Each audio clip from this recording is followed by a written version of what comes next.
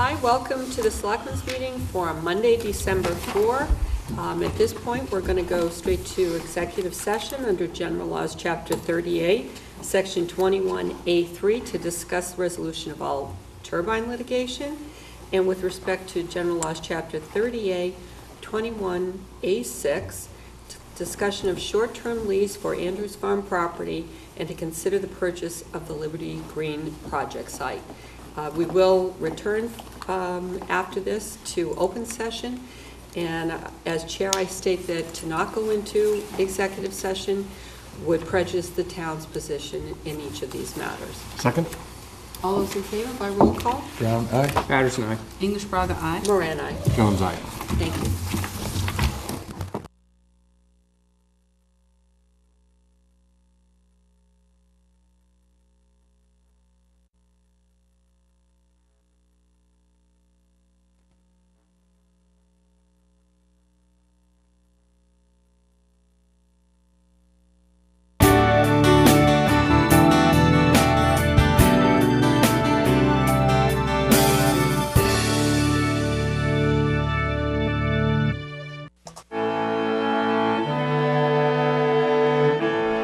Nestled in a classic New England setting amid 200-year-old elm trees and charming colonial homes, stately sea captains' homes, and charming Cape Cod salt boxes, Shoreway Acres is a graceful blend of Cape Cod's past and present. Shoreway Acres, proud sponsor of Falmouth Community Television.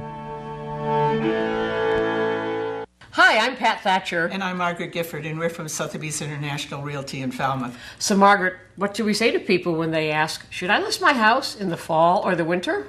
The inventory is very low, and your house will be much more apparent.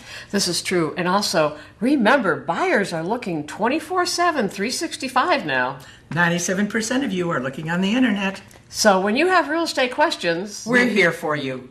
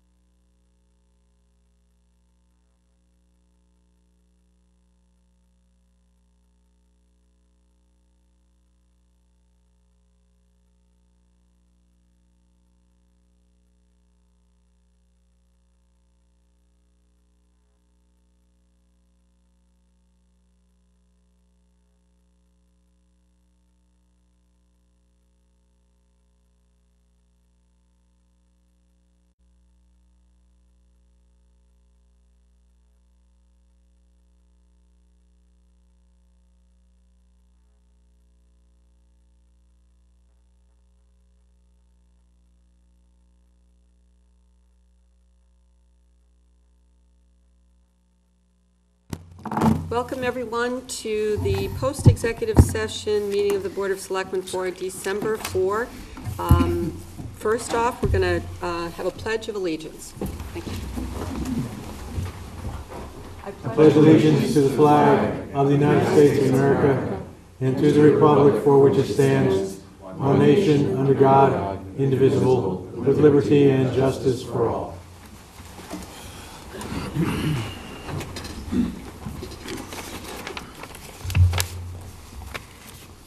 First, we have recognition, Ms. Braga. Yes, two items tonight that on their face would be a cause for mourning, but I really want to look at it as an opportunity to really celebrate the lives of two individuals. The first being Roger Hoare, who unfortunately passed away in the tragic accident off of 151. He really was a true Falmouth character. He lived all over the world. His father was in the CIA and he traveled across the world. He was a talented musician, a scuba diver. He would tell you that he had met and knew the Rolling Stones. I haven't been able to confirm that myself, but certainly the rest of his life, which was really a life of art and adventure, would tell you that there's probably some truth to that statement. So certainly he will be remembered by his friends and his family for an individual who's very unique and who really touched those that he knew. The second is to remember and commemorate the life of Richard Stone, who is really a foundation of this community, someone who was a coach to so many and helped build our youth hockey into what it is today, which is, of course, such an important component of our community. He was someone who, the job was cutting hair, but it's much more than that. Those individuals are people who listen to you from when you're young all the way. He had folks that he'd cut hair for decades. He was a bartender. I mean, all of these things that call out to people who are connected and are able to connect with individuals and listen to them. Really a wonderful individual who served our country as a veteran in the Vietnam War, in the Navy, and he also served this community in so many ways, whether it was the parade or again with youth sports. So he will be sorely missed. He is an irreplaceable individual, and we certainly think about him tonight and the way he touched so many of us here in this community, and think about his family, his children, his many nieces and nephews, his wife, and all of those that loved him. So just a moment of reflection for both of those individuals.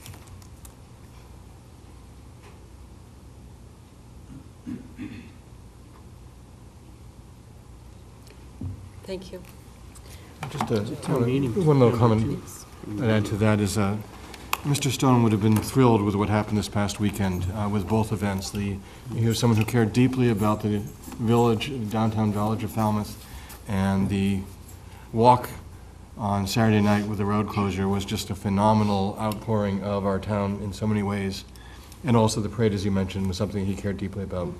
And the parade was, again, fantastic. The weather served us beautifully, but a huge bit of thanks to the DPW and to the police department for all the work they did in the fire department in helping getting those two major events this past weekend. It was just a spectacular showing for the town of Falmouth.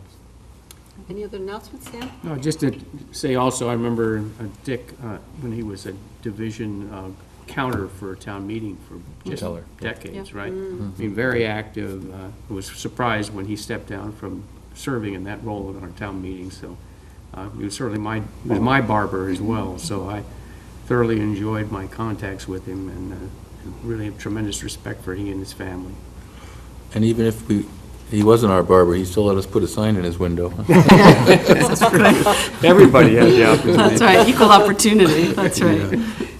I just want to announce that tomorrow is the meeting of the Steamship Authority Port Council meeting up in Hyannis, and they're going to be taking up the discussion of potential freight service from New Bedford. So I plan to attend and hopefully encourage them to consider that as strongly as possible. And our representative, if anyone wants to know, is Betsy Gladfelder. If you have any comments you want to forward, you can email her. Her email can be found on the town website. Other announcement, I want to announce the receipt of the resignation for Recreation Committee Chair, Phil Afonso, and thank him for his service. He had some very kind of novel ideas and moved some initiatives, and so we will at some point be looking at openings for that committee, so look for news about that. Next item is public comment. Is there anyone here who would like to speak on come on up, Mark. This is an item that is not on the agenda, and there are 2 minutes to speak. Personal remarks about any member or any person having business or any other identified individual are not allowed, but you're well aware. Go right ahead. Hi, I'm Mark Finneran, Precinct 6. I'd like to comment on a position that we voted in town meeting and funded about a year and a half ago. It was a fleet maintenance supervisor at the DPW that was supposed to bring our fleet into the 21st century, maintain it all with spreadsheets and such. And to this point, that person hasn't been hired. As a matter of fact, we've lost 2 mechanics in the interim. Well, actually, a mechanic and an oiler, technically. We don't have a truck lift there. We have a 104 vehicle fleet. And currently, and for the recent past, or much of the past, we're bringing our trucks to the dealer, either Wareham Ford or Battles. We're asking the taxpayer, who plenty of them can't afford to bring their own vehicles to the dealer for service, to pay for our fleet service at dealer prices. I think that's become a management issue. I think that maybe perhaps Mr. Johnson-Staub could look into that and tell us if in fact it's true and what's the holdup and why are we spending crazy money like this. I really think it should be moved along. Thank you. Thank you. Anyone else? Okay. The next item on the agenda is with respect... Excuse me, Madam Sure. Chair, may I introduce our Oh, housing great. coordinator? Yes, absolutely. Well, thank you. I delighted to have with us this evening Falmouth's new housing coordinator, our first housing coordinator, Carla Ferroni. Carla is with us, and Carla comes to us as a result of a very rigorous search process and a lengthy search to come up with a candidate that can really achieve many things for us, given a very significant and impressive background. And Carla's here, could make a few comments of introduction to the board If and you'd also come to to the the public too, if microphone. we may. If you come to the microphone, just to introduce yourself for a minute, because that goes directly to our at-home audience. Yeah, it Welcome. doesn't amplify in this room. Well, thank you for welcoming me here. I'm so happy to be here. I sit back sometimes and just count my lucky stars that I am able to work with the town of Falmouth. People here have been so welcoming to me and kind and generous. And I've met with a few people who work in the housing fields, and there's many more people that I want to meet with as the time goes by and really get to know everyone. I have an office on the second floor, and if any of you would like to come by and speak with me about affordable housing, I'm very open to meeting with you and hearing your comments. And where's your contact information, Carla? My contact information, my Email? Usual email, carla.ferroni@falmouthmass.us. Got it. I'm trying to remember as well. That's great. Welcome. Really appreciate it. Really looking forward to working with you. Thank you. Well, Thanks, Carla. Thanks. Okay, and then we'll move on to the first item under summary of actions, which is the application for an entertainment license for the Gallery on Main, 317 Main Street, Falmouth. Is the proponent here, Ms. Ronaldo? And Mr. Cross. And Mr. Yes. Come on up if you just want to introduce yourselves to us and the folks at home.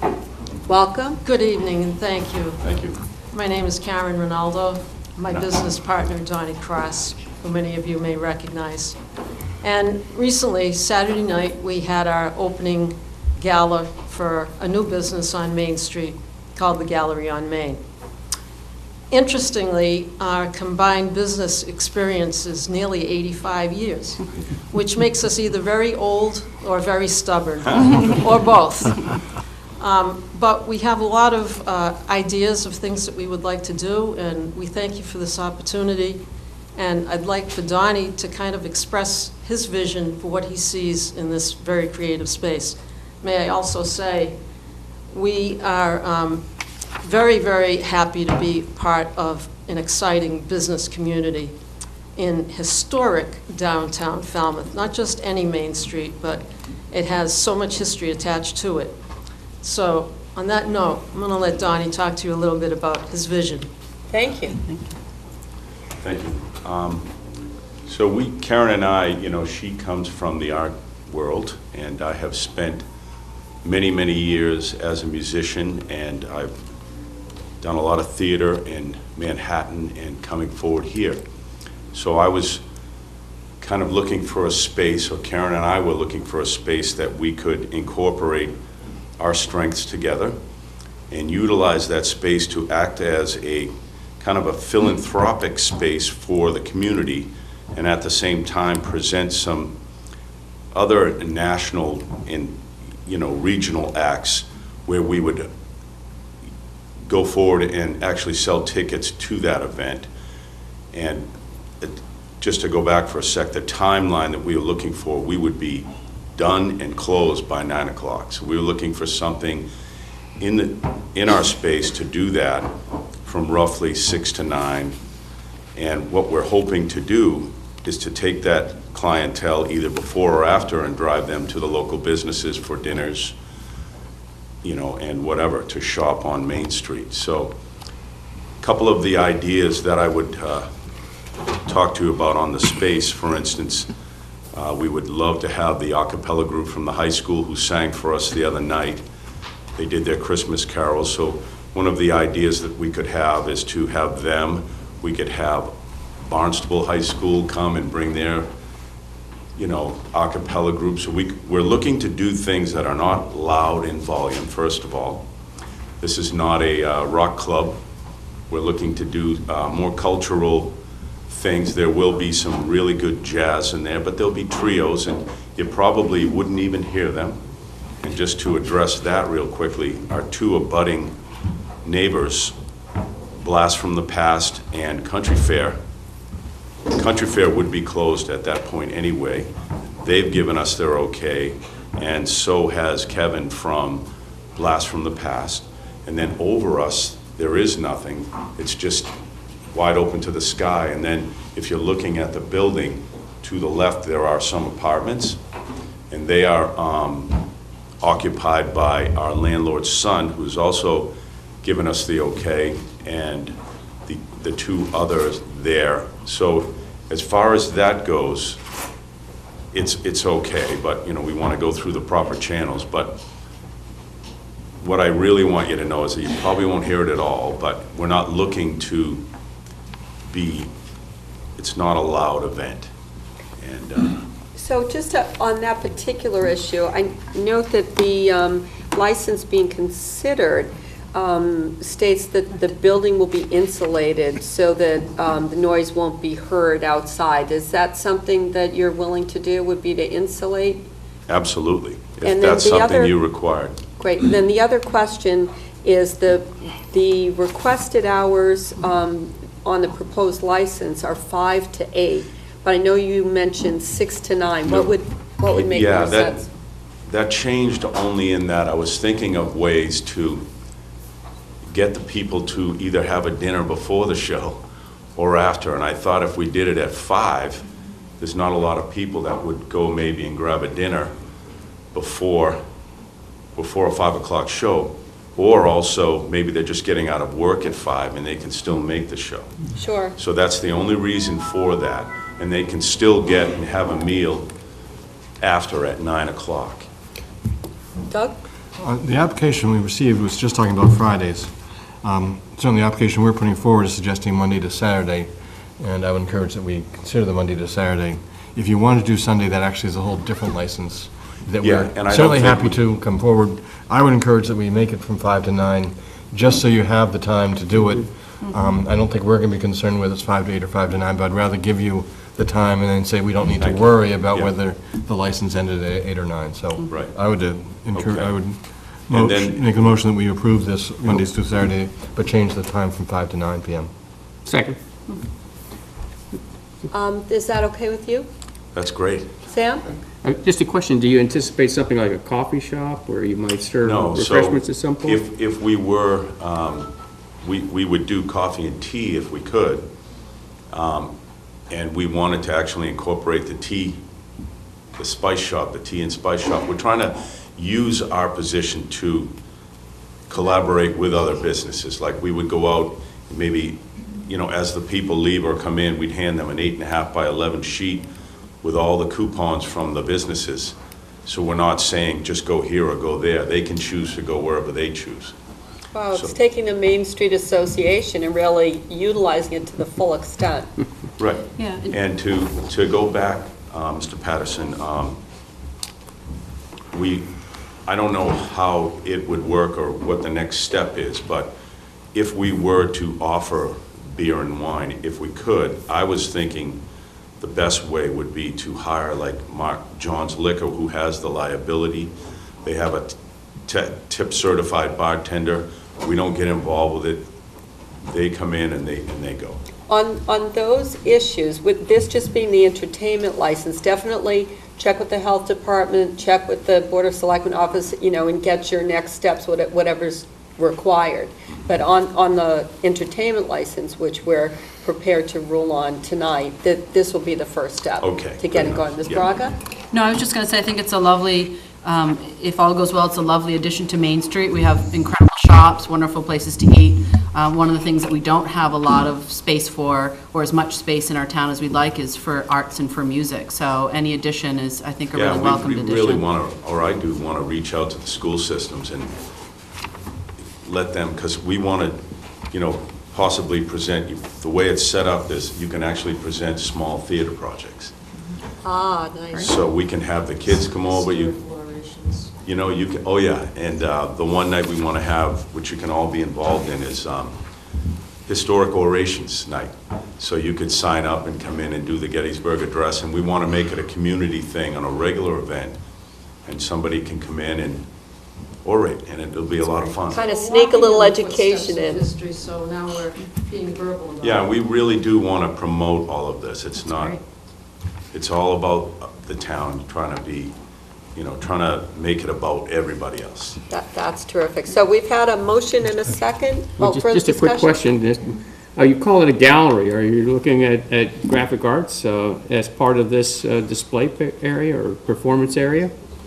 We're open to most art, so it's just a matter of what we do is we're introduced to the artist, and we both agree if, we'd love to have them in the gallery or if they'd like to be in there. So absolutely, there's no reason, art is art, so we look at all mediums, and we have many different mediums in there,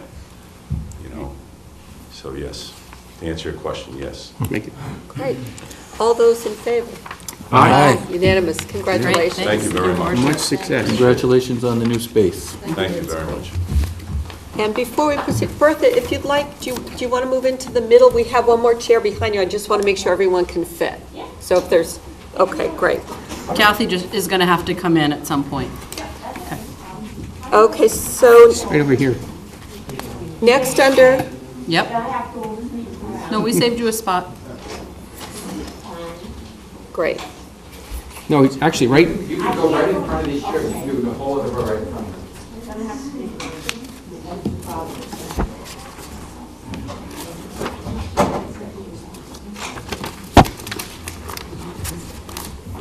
Okay, thank you. Next, we have under administrative orders, the preservation restriction agreement between the town of Falmouth and the Falmouth Historical Society, Inc. on 65 Palmer Ave, which is the Conant House. Mr. Suso, is that you or I did not personally bring this one forward. I'm not Peter? sure if we have someone from the, I think I saw Ed. Historical Society that cares to comment on it? It was historical commissions. And Yep. You said historical society, so it's... This says Is there historical anyone commission. here on the Conan House? Well, the documentation I thought was fairly clear. I mean, Yep. it's fairly It is. extensive. Took a few reading on to get through this, but I would certainly move that we execute the preservation restriction agreement between the town of Falmouth and the Falmouth Historical Society. Second. All right, all those in favor? Wait, before that, Sam, a comment? Yeah, just quickly, I mean, the Community Preservation Committee has thoroughly vetted this, and they have their own consultant that actually helped construct this preservation document, this historic preservation document. So I'm very comfortable moving forward with this. Great. Likewise, I think it was a well-presented packet of information. Lots of nice pictures. All right, and all those in favor? Aye. Aye. Thank you.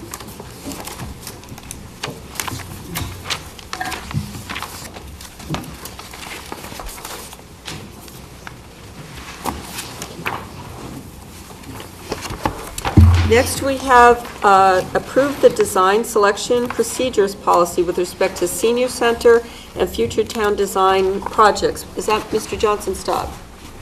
Yes. Peter will comment on that. Yep, thank you. Good. So this is under the design selection law, the town has the option of either having architect selection approved ultimately by a state design selection board or to adopt local procedures. The procedures before you proposed for adoption are verbatim the state model procedures, and it allows local control of design selection and lays out some pretty good best practices as to how to do that. Certainly sounds like an excellent idea for us to have local control over that. So I would move approval of the designer selection procedures policy. Second. All those in favor? Aye. Is there anyone here on the Lot 53 Lucerne Ave Mark Stowe's request? Mr. Suso, is that anything you have some information about? The only information I have is what was provided as part of the proposal, but I anticipated that there would be a representative here. And Is it a little bit, no, I guess? it's Nope, well this past is the time. time. So essentially, Ms. Favuli has documented the fact that there is no sewer on this lot, and it is combined with 115 Lucerne Ave. Are there any other questions by the board? And just the finding is that this has been combined into one lot, which will make it unbuildable. And if anything happens to change, they will be then assessed the $13,000 assessment at that point. That's correct. Yes, and just to note, just to follow up what you're saying, that it's been recorded as such. This isn't something that, you know. Is a change. Yeah, this is properly recorded at the registry as a single lot. So is there a motion in that regard? It does then change our number of, what are they called, SEUs for our calculation, but I don't think it's significant enough to create a problem. You know, I might say that I mean, there are likely to be additional lots created with this Helmus Circle project also, which means we're going the other way. Here, we're going to lose an SEU, but more than likely, we're going to gain SEUs. I know there may be some legal issues with that in terms of trying to, that was raised at the ZBA, That have to do with equity to Helmus. those people who are already assessed a certain amount of money per SEU, so to speak, and that's your typical house property. So at some point, we probably need to at least consult with council as to whether dropping one or increasing the number is going to affect what each property owner is assessed in terms of their betterment. But I would just looking at this as a standalone, I mean, it seems the appropriate action would be to approve the abatement. It's one piece of property, and it's not being used in a way that taxes the. My recollection when we were talking about the SEUs is it was the number upon that time that we were using for the calculation, and adjustment of that does not change the assessment. that's correct. The betterments will not change without, irregardless of the action you take on this or future properties, but as it relates to the potential to add properties in the future, as Selectman Patterson indicated, we will be talking with town council and bringing some further information to the board prior to that going forward. I would So move that we would approve be- the abatement. That would be an Is increase there a of... second? Second. Oh, go ahead. All those in favor, Ms. Braga? Aye. Aye. Thank Thank you.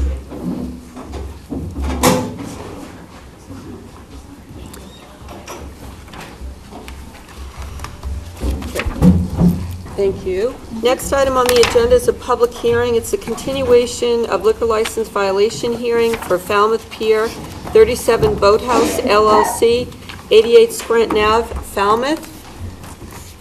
This hearing is being conducted in accordance with the provisions of General Laws, Chapter 138, Section 64, which require that the Board of Selectmen investigate complaints regarding liquor licenses with witnesses under oath. In order to comply with the statute, all persons intending to testify at this hearing shall now stand. Please stand if you intend to testify. And I want to let everyone know that it's the chair's intent to reopen the hearing for reconsideration. So if there's anyone here who may wish to testify, please stand now, just in the event that you may want to be heard with respect to the reconsideration of the board's original findings of license violation. So in that regard, everyone who might testify, please raise your right hand. Is there anyone in the back? Okay. Do you solemnly swear to affirm to tell the truth, the whole truth, and nothing but the truth, so help you God? Will the secretary please note in the record that all persons intending to testify at the hearing stood and took an oath prior to testimony? I move that we reopen the hearing. Second. All those in favor by roll call? Brown, aye. Patterson, aye. English Braga, aye. Moran, aye. Jones, aye. Thank you. Mr. Duffy?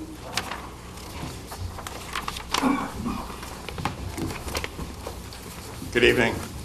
My name is Frank Duffy. I'm town council. I was here last, I think November 20th was the time we were here, and you initiated this hearing, so this is a continuation of that hearing.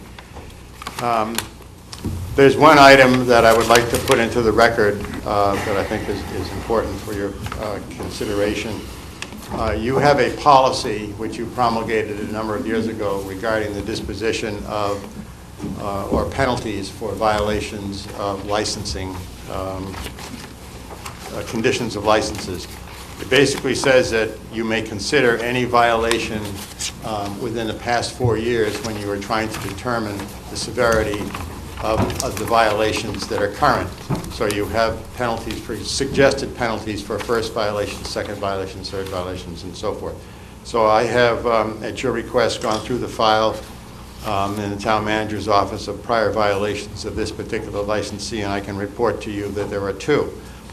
In January of 2014, the Alcoholic Beverages Control Commission determined there were fire and safety code violations upon the premises, and they imposed a 16-day suspension. 7 days were served, 9 days were suspended.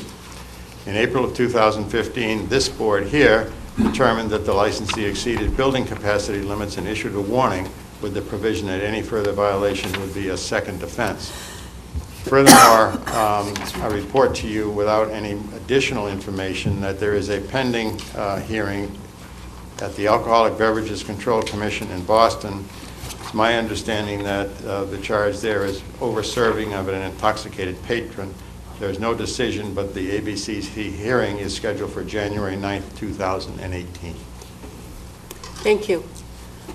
Is the license holder represented by counsel?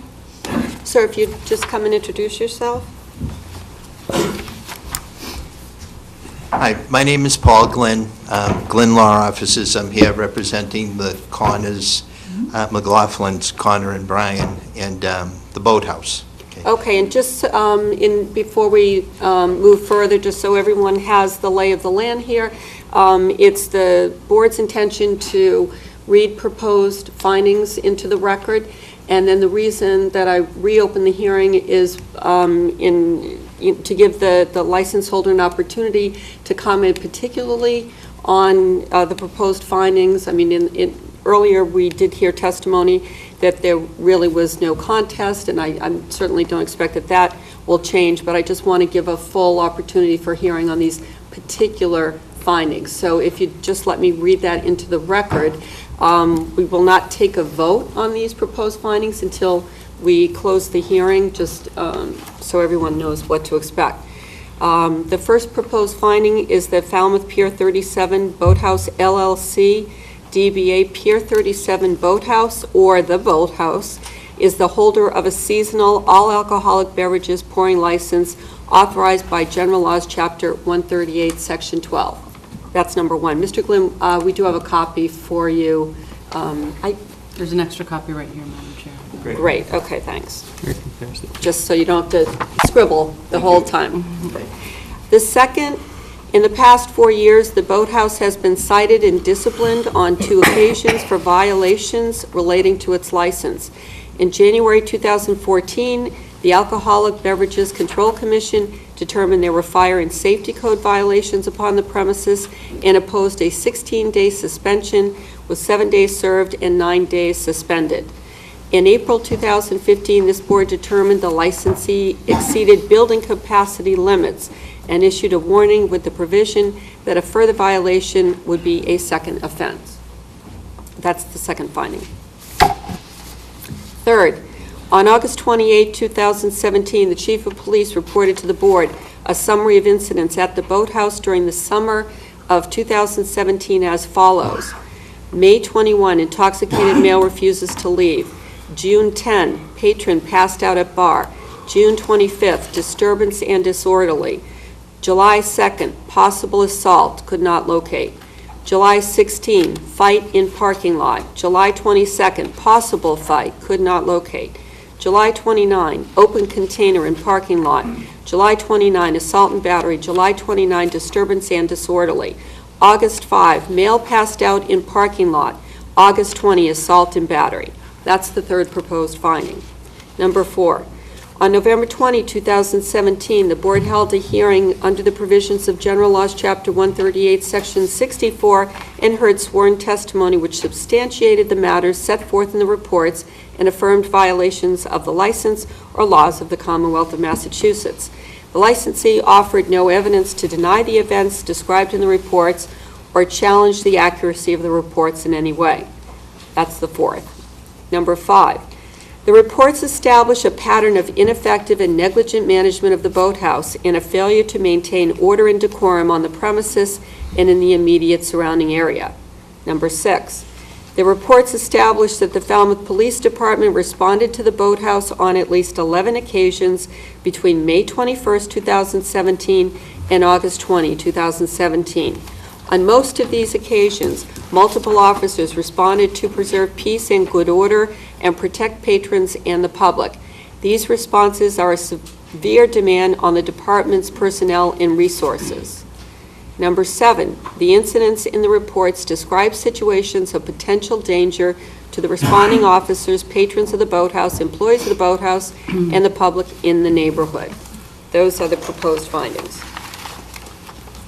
Next, I want to see if council wants to have any testimony on any of those issues at this time.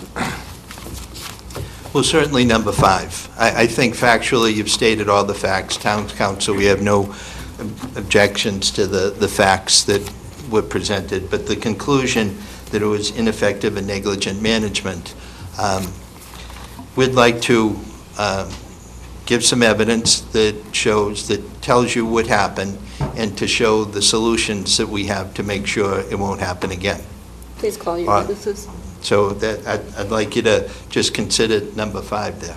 Thank you. Can I begin now? Please. Okay, all right. So, let's just a little history since we started there. We won't go back all the way, but he did have some, you'd call them building code violations in 14 and 15. And as a result of them, he did substantial renovations, not just little things, but one of the 2015 one, he didn't have overcapacity in the whole building. He had overcapacity in one of the rooms because just people moved around in it. So he went and did substantial renovations the winter of 15-16, so that wouldn't happen again. He was clicking off in 2015. There was an overcapacity in the building, but in a room, too many people went into one room. So that was going to be too difficult to manage, perhaps. So he did the renovations, and there hasn't been any violation in 16 and 17. Now, whether it was the renovation of the building, whether it's how the place is managed, or whatever, they became very successful this year. So 2016 was the first year of these renovations. 2017, this hadn't happened before what happened this year. It was, he has a capacity, I think it's 457. Some nights there were 200 and 300 people waiting to get into the place. So he couldn't have a plan for that. How can you have a plan for that type of success? He didn't have a good plan at that time. Now he does. You know, he does that. So this is a problem. You can't have 700 people in there. And I'd like to present that to you in a little bit. But by the way, Connor, in his own words, has a statement. He'd like to give you that so you can read later. Can you give him that? We'll give him the plan later, though. Well, maybe. Yeah. Thank you. Thank you. Is this something you want to read into the record? I could touch over briefly. That'd be fine. Thank you. Thank you.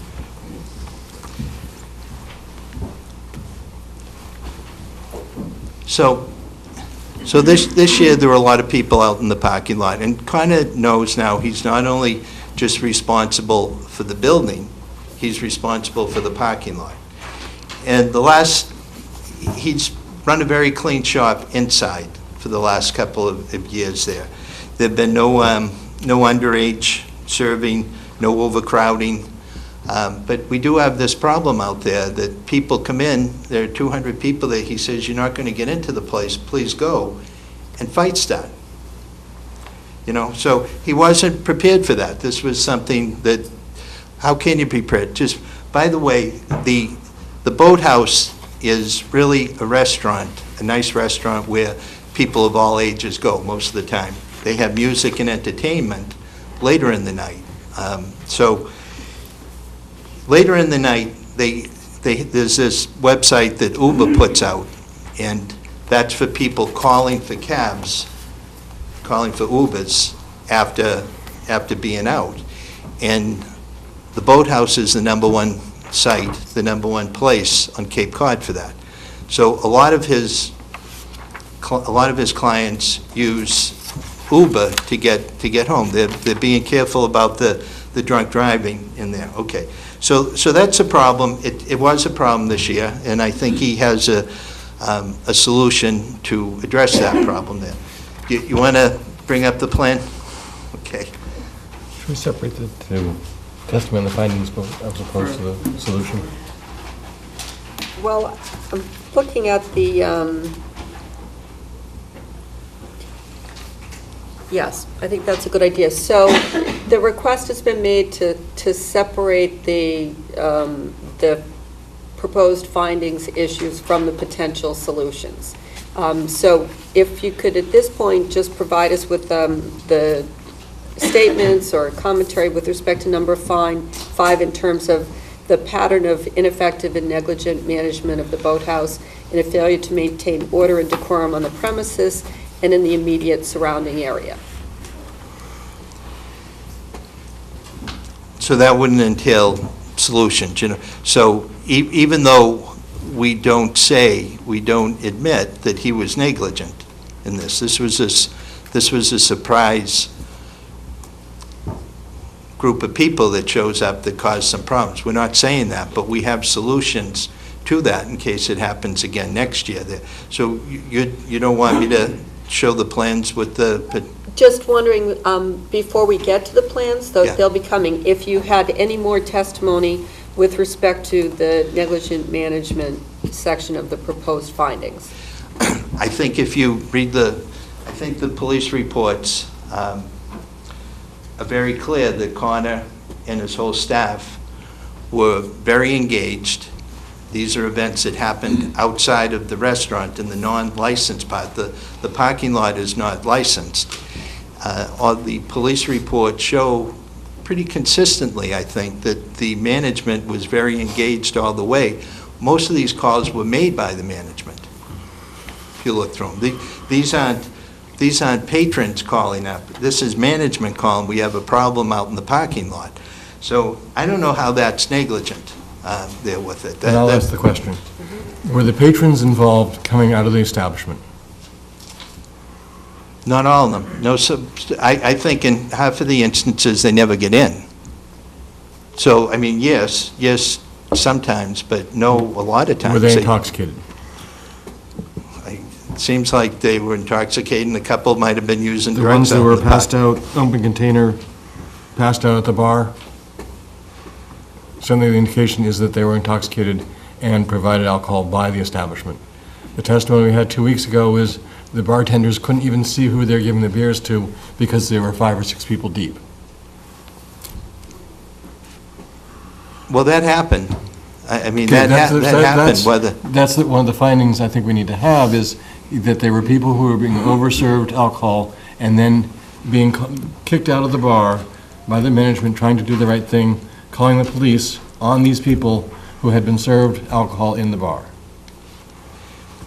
I think that happened. Okay. I think that happened, but I think, we're talking about 11 of them. We're not sure, I think it's 11, right? We're not sure, I'm not sure what the exact number is, but in many of those instances, the people just didn't get in, and that's what caused the disturbance. People get upset, there are 200 people out there waiting, trying to get in, and in close quarters, and they get upset. So, I mean, I can't deny that fact, that happened, but... So the suggestion is that these were people who never got into the bar? Well, the one at the bar was, in the bar, but the ones that are getting in fights out in the parking lot, in many instances, they were not. But he knows, so, we have to take control of the parking lot as well as the bar.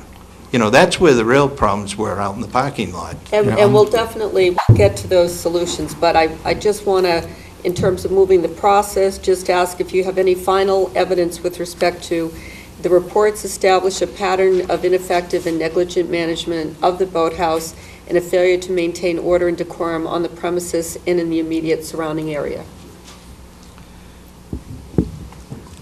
Well, let Connor, he was right there, he knows it. I think Connor should testify to you directly. Mr. McLaughlin? On that aspect, please. Connor McLaughlin, General Manager, Boathouse Restaurant. No, I can't, with all due sincerity, say that everyone who had an issue in the parking lot came from the boathouse. Of course, a great number of people who were in the parking lot did come from the boathouse. However, we do pick up several trash bags filled with different nips along the harbor and along the property that people choose to drink outside of our establishment. And we do our best to control who gets into the establishment and to control the amount of consumption they've had before they reach the front door. However, if we choose to ask them not to patron us and we ask them to leave, and they choose to stay in the parking lot or go to another area that they're unnoticed and end up having an issue later, and they were never served by us, it's now falling upon our liability to still be, considered an over-service issue. What action did you typically take when that happened? Well, it's very difficult to determine whether someone had a drink in the establishment or if they had two nips in the parking lot. I'm just asking what you did when the parking lot was full of those folks. I called the police, I personally. And how many times during the summer season do you think you did that? I had to call the police on, personally, I don't want to speak, at least 4 we occasions. have, let's see, 1, 2, 3, 4, Personally. 5, 6, 7. We have 9 instances. Do you think that's accurate, or maybe it was more? No, it wasn't more. Okay, so on 9 instances. It wasn't more, but I can't speak to things that I didn't personally make the phone call on. I know I made 4 or 5. I wouldn't, go beyond what I know personally to have made the call. Sure. But I did bring with me my head of security, who helps maintain decorum and order around the property, to speak on our behalf. Before we get to that, on this particular number 5 proposed finding, does any member of the board have any question? And I don't know if Doug, you were done, but Sam? Yeah, well, one of the things that is bothering me is really testimony the last time, that people arrive at the boathouse having already had drinks. And so My question is, how do you assess whether a person is sufficiently intoxicated, as they're coming in, and when they're standing 3 or 4 deep at the bar, and people are passing drinks back to them? What's the method by which you assess whether somebody has had too many drinks if you haven't served them even the first one? You look for key visualizations and impaired motor skills. You hire professionals with ex-military experience to handle the front door. You get ID scanners to ensure everyone's of proper age. These are things we've gone through, and we continue to try to refine this process and find a way, but some people, as you may know, are very good at holding their liquor, are very good at maintaining control of themselves, even though they've exceeded the number of proper drinks given to them. Ms. Braga? I was just going to say, I think one of the issues is, and it's really a challenge because you have a very large capacity for your establishment, and the challenge that it creates is, I worked in the restaurant industry for a long time. I'm married to a bartender. If you can't see the people, I don't care if you are the greatest expert on every sign of intoxication, if they're 4 back and people are passing them their drinks, because the establishment is it has a ton of people, I think it's hard to assess as the night goes on. They may seem okay when they come in. You may be doing the best that you can. Again, it's, We do limit to 2 drinks per person. Right. And that's we follow the same rule that Gillette Stadium has set forward and other major corporations, but we do limit a 2 drink per person. Right, I'm just saying if you don't know who that drink is going to sometimes because of the size. Someone else buys and someone could be, already in a position where if they were in front of you, you wouldn't serve them. You would make that determination, they've had enough, and you're not able to. So part of it is a challenge of that. It's a large number of people to be in that space, and it's a wonderful problem to have in many ways, to have that many folks in your establishment. But I think one of the things that is, when you read through some of the testimony, it seems that that's a bit of a pattern of a challenge for you. I think that we're again, this is our 2nd year at that capacity. We actually, in my letter I had written that that we actually have the square footage by building code capacity of, I believe, 549, and we chose to go with 476 in order to stop from doing further bathroom renovations. There's no reason to have 13 bathrooms when you're only busy that 2 days a week. And it gave people some chance to move around. But by state code, our square footage allows for 549 people in the building, and we're only permitted 476. Okay, do you have any other testimony that you want to provide with respect to the ineffective and negligent management proposed finding? You mentioned another witness? We do everything we can. I'm going to mention just another way as well. I would like also say that, and I know it's already been stated, but the instance, I was really in a difficult position a few years ago with the occupancy, given that my one room had an occupancy of 12 people, and it was the only way to get to the deck. So you had to stand. So I had people standing in line, waiting to get onto the back deck, and in standing in line.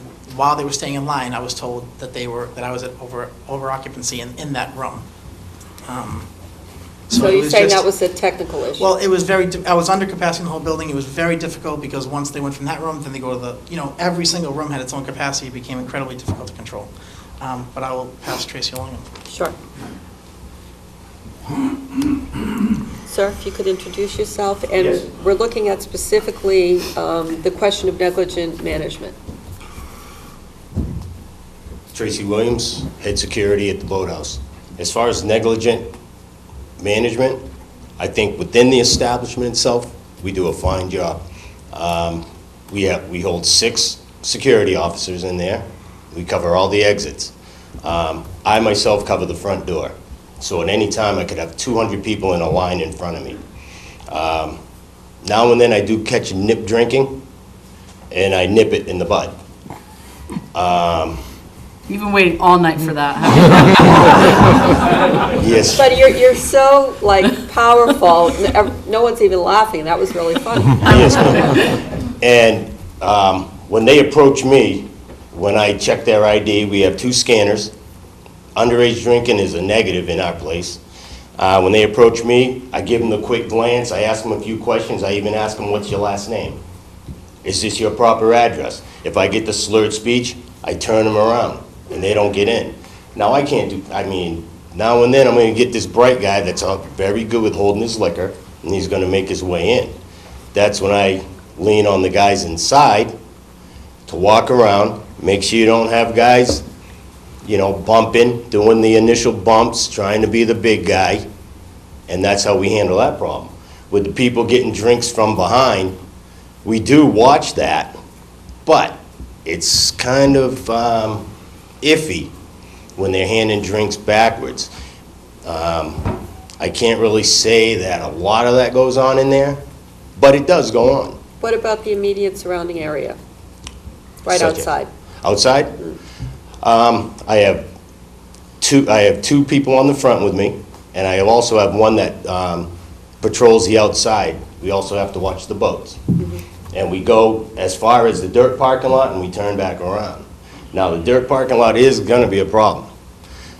Come midnight, when we stop letting people in, because we stop entry at midnight.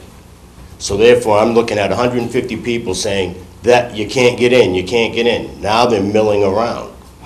Okay, so we walk out there, we're asking them to go to their vehicles, but some of them are milling around.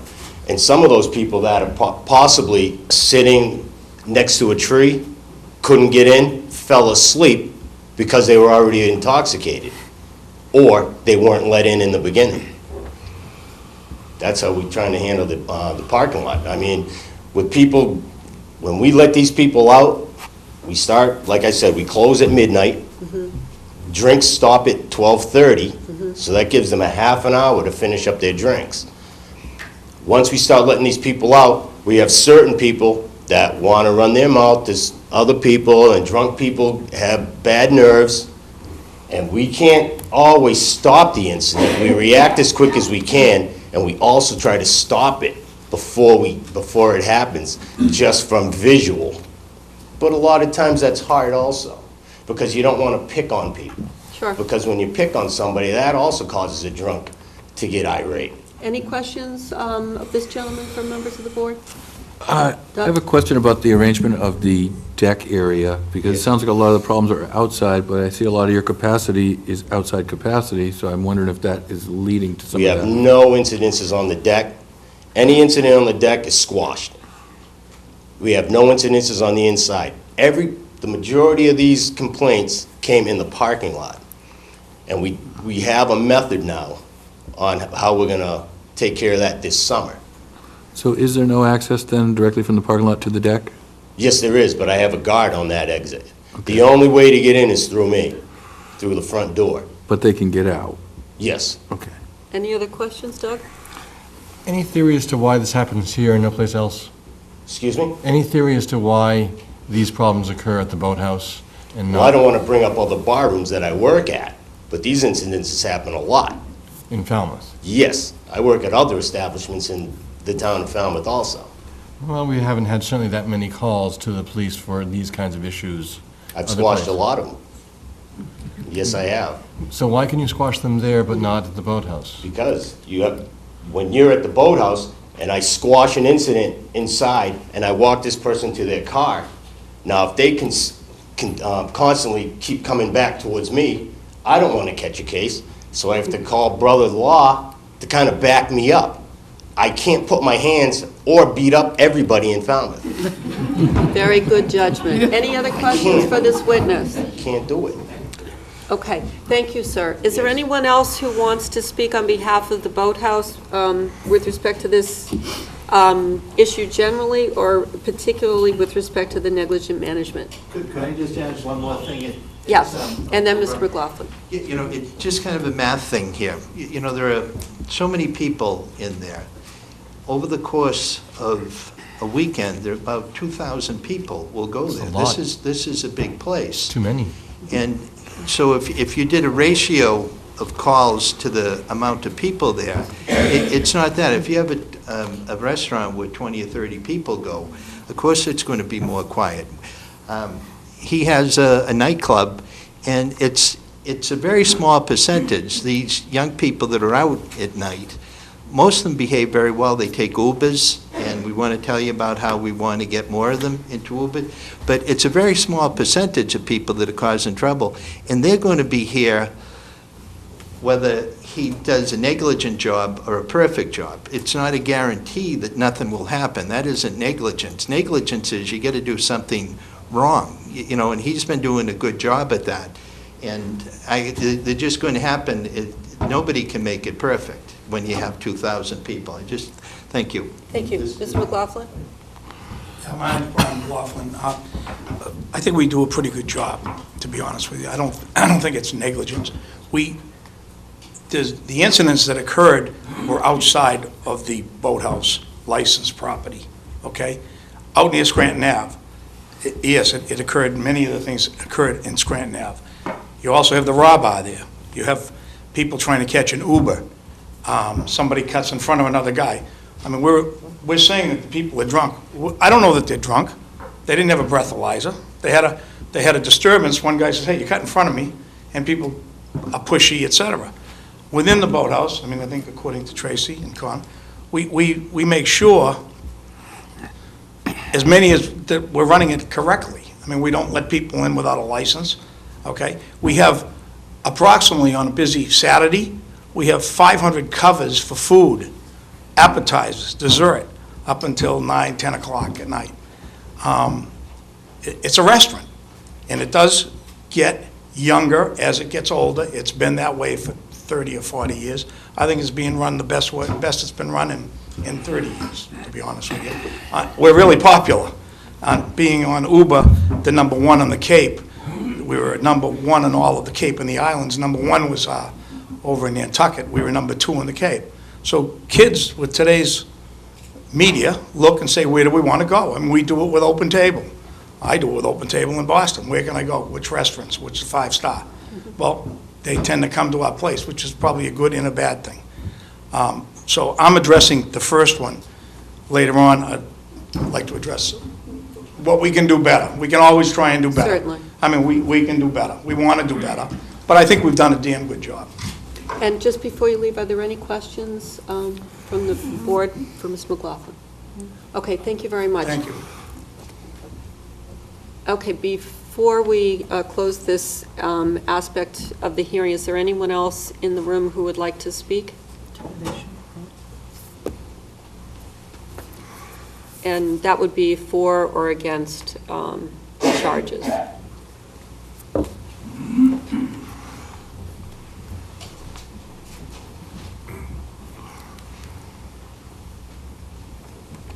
Thank you, Madam Chairman. Troy Clarkson, 174 Queen Street. I did speak to you last time this was on your agenda, but since the specific question of negligence has been raised, I thought I should readdress the board.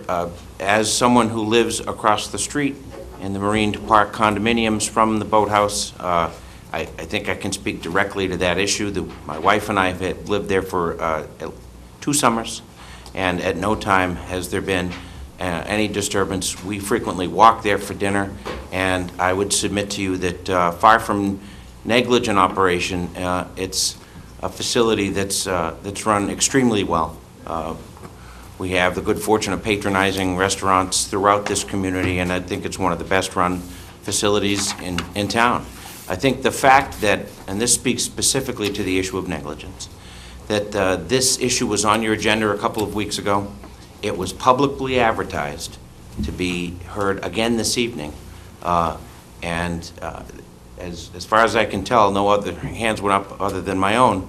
You're not hearing from any other neighbors any concerns of any issues related to this facility. And I think that's not only important, I think it's relevant to your consideration of the quality and the thoroughness of the management. And so I just wanted to make sure that I was on the record and had the opportunity to readdress that specific issue with you. Thank you. Thank you. Before the board is ready to make any findings or discussion, I just want to close this, the reopening of the hearing. Move to close the hearing. Second. All those in Are we going to discussion hear on that? from the establishment about future plans for management? We're not closing that part, are we? We're not closing. Well, we can include, well, let's hold then. Let's not take that vote. Let's include that with this particular aspect. Okay. And we won't, because originally it was bifurcated with respect to that, but we'll include it now since we have the time. I just don't want to go too late. So we'll hold on that. And before we talk about what they've addressed, I just want to look at the question of number 5, and anything else? I would like to propose that we remove the words "and negligent." I agree. I think if the reports establish a pattern of ineffective management of the boathouse, but I do not find that they're negligent in that. I second that. The other thing I would like the board to consider is to separate inside the premises from the surrounding area, because I don't think that I've heard anything with respect to inside the premises in particular. How does the board feel about that? The only thing is, I would guess I would rather have, if we're going to edit more, I do want some concern about the over-serving of alcohol. Right. I think that people are being served, and that's a part of the maintain order and decorum on the premises, is that the problems are starting, I think, some of them, maybe not all of them, but some of them are starting inside the building. It isn't just outside. Ms. Braga? And I think we do have an incident of a patron passed out at the bar, things like that. So I think I would feel more comfortable with the findings. I mean, they don't, the findings as far as the incidents are really very factually based. Those are the incidents that the police report report to the premises for. Doesn't make any judgment that, it doesn't say, because the servers did anything, because someone failed to, it just states the facts of what happened. And my feeling is if you take out the word negligent, it addresses what I think is a common feeling, which is that what we're hearing about is more of a challenge that wasn't really dealt with effectively, and it sounds like there's a plan for that going in the future, rather than negligence, which is, a whole nother level of knowing there's going to be a problem, recognizing and just choosing not to do anything about it. And I don't think that that's what I've heard tonight. I've heard that there are plans in place, that there are already practices that are taking place to try and address them. They don't sound like they've been effective. You're never going to have 100%, but sounds like they could be better. So I'd rather leave in the factual incidents. Madam Chair, a point of order. I feel like we've actually already started the deliberation, so it's not really part of the hearing, and this is all, with respect to you. Well, no, we're only talking about the language, although the point is well taken. But I believe that should take place after the hearing is over. If we're planning to continue the hearing now, I think we should do that and hold off on these discussions about the actual wording of the findings and any actions that we want to take after the hearing has been closed, just to give fairness to, the people who are coming up to make a presentation and to the owners. I guess my question was, I thought we could close the hearing, make the findings on it, and then say, and what solutions are we going to propose? I agree. No, go ahead. Can I just object to that, because we're dealing with an issue of effectiveness of management. And if we find that there is a way that they in fact could more effectively manage this operation, I would like to hear that. Sure. Because ultimately, I think that our, changes are going to assist in the management of Absolutely. this establishment. So if we can hear their input on their ideas on how to manage it better, I'd like to hear that, because it would certainly modify my sense of what would be required. And I'm not suggesting we don't hear from them. I'm suggesting we close the hearing for the purposes of determining the findings, and then hear from them, hear from suggestions, and we move forward and have a discussion about the...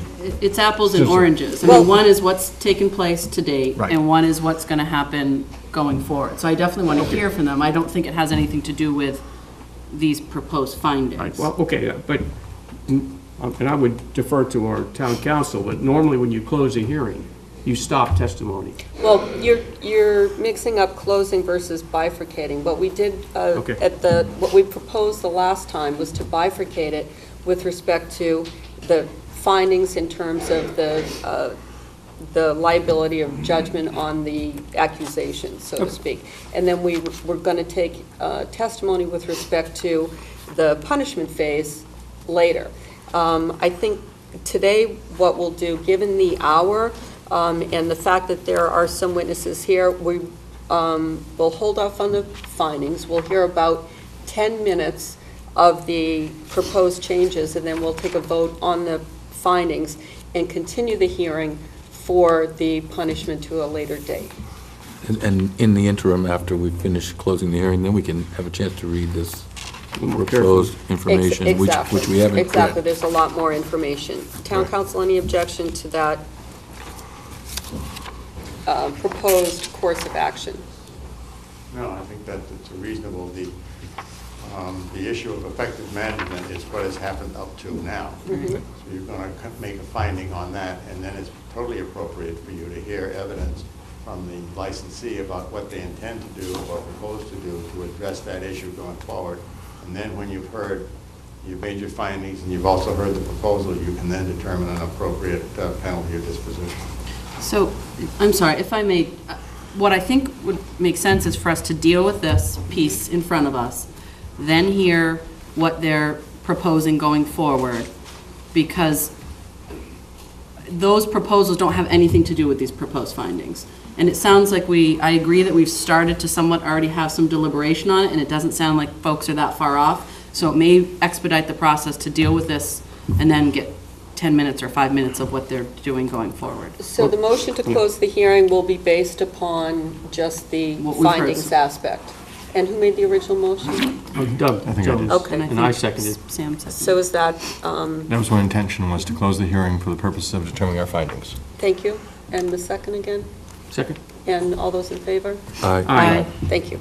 Okay, now deliberation in terms of the findings. So if I can just summarize what I think we already started to say, maybe a bit prematurely, is I agree that it makes sense to take out the word negligent. I haven't really heard evidence of negligence. It's been more of a pattern of sort of ineffective management around particular issues, not whole cloth, but seems particularly around the parking lot issue. But I would prefer to keep these particular incidents under number 3, because I think we heard testimony clearly about none of this places specific blame on anyone. It just notes why the police were called and what they responded to. And I think that's an important part of the findings. Is there anyone else on the board that has any comments with respect to any of the other proposed findings? Is there a motion? I would just, I have one comment, just that the overall management strategy for the property is maybe incomplete. Well, but that's not the finding. Okay. But it says ineffective, so it sounds like, I mean, I think that speaks to what you're talking about, that Okay. it's not doing the best that it can do, given the whole property and the challenges that that property presents. Correct. I would move approval of these findings if Second. there's no further conversation. As modified. As modified. Okay. Second. All those in favor? Aye. Aye. Okay, we'll hear about 10 minutes. Since all you witnesses are here, we do have other matters we have to get to with respect to forward-going proposals. Mr. Glenn? Well, thank you for removing the word negligent. I'm sure the McLaughlins appreciate that there with it. So Connor has some plans that he can pass around now, right? You want to talk about them? Yeah. When you, I'll pass them out. yeah, if you want to pass them out while you're talking about them, that would be great. I apologize, I just know these plans inside and out, so Sure. it makes the most sense. And my pants falling off. One for everybody. So, One for each. being passed to you is a site plan of Pier 37. Thank you. This large one? Yes, Okay. yes. So if you hold it with the BSS design in the upper Right. right-hand corner, Yep. if we look on the bottom of Scranton Ave, and then the harbor is up on the top. You have a ledger on the right-hand side of this plan that can show, these are all, it's an aggressive, radical approach to controlling a large parcel of land on the water. And we know that there's a lot of challenges here, not just because of the size of the parcel, but because of the intricacies of the parcel with boat racks and buildings and different areas of nooks for people to hang out in and hide and or what they're going to do. On this plan, we've proposed, well, we're willing to do up to, and we are obviously conferring to the board of their best solution, but we propose to do possibly 34 new LED lights.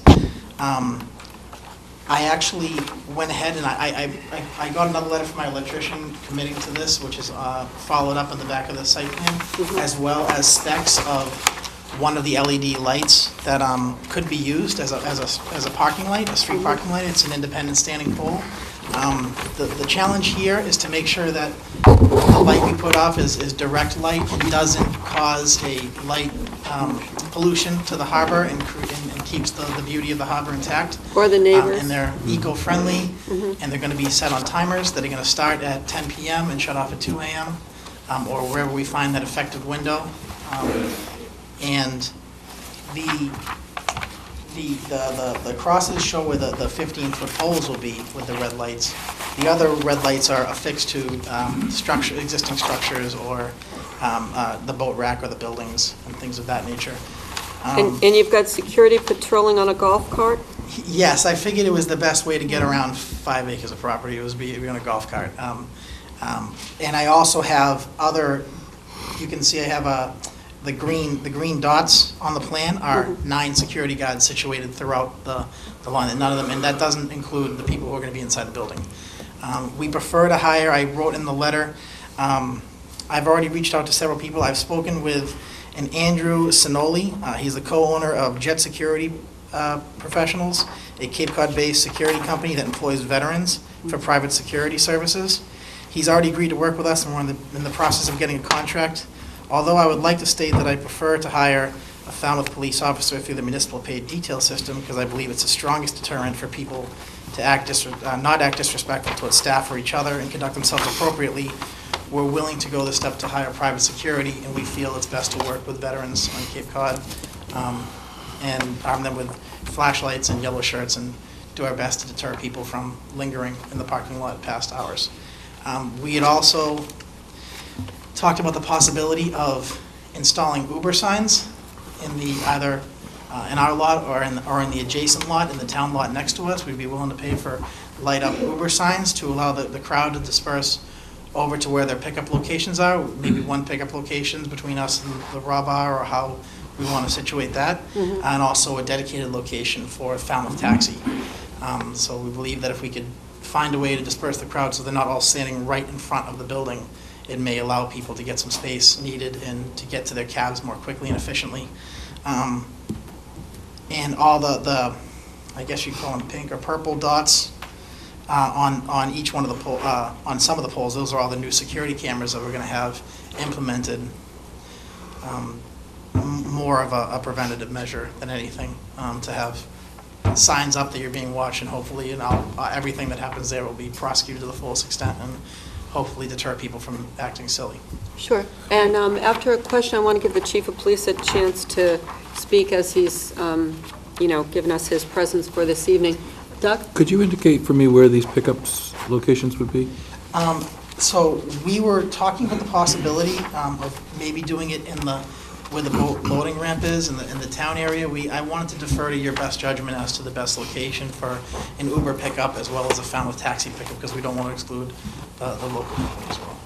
So, Mr. Sousa, would it make sense if this plan, just in terms of information, would the planning department or building department have any interest in looking at this, or?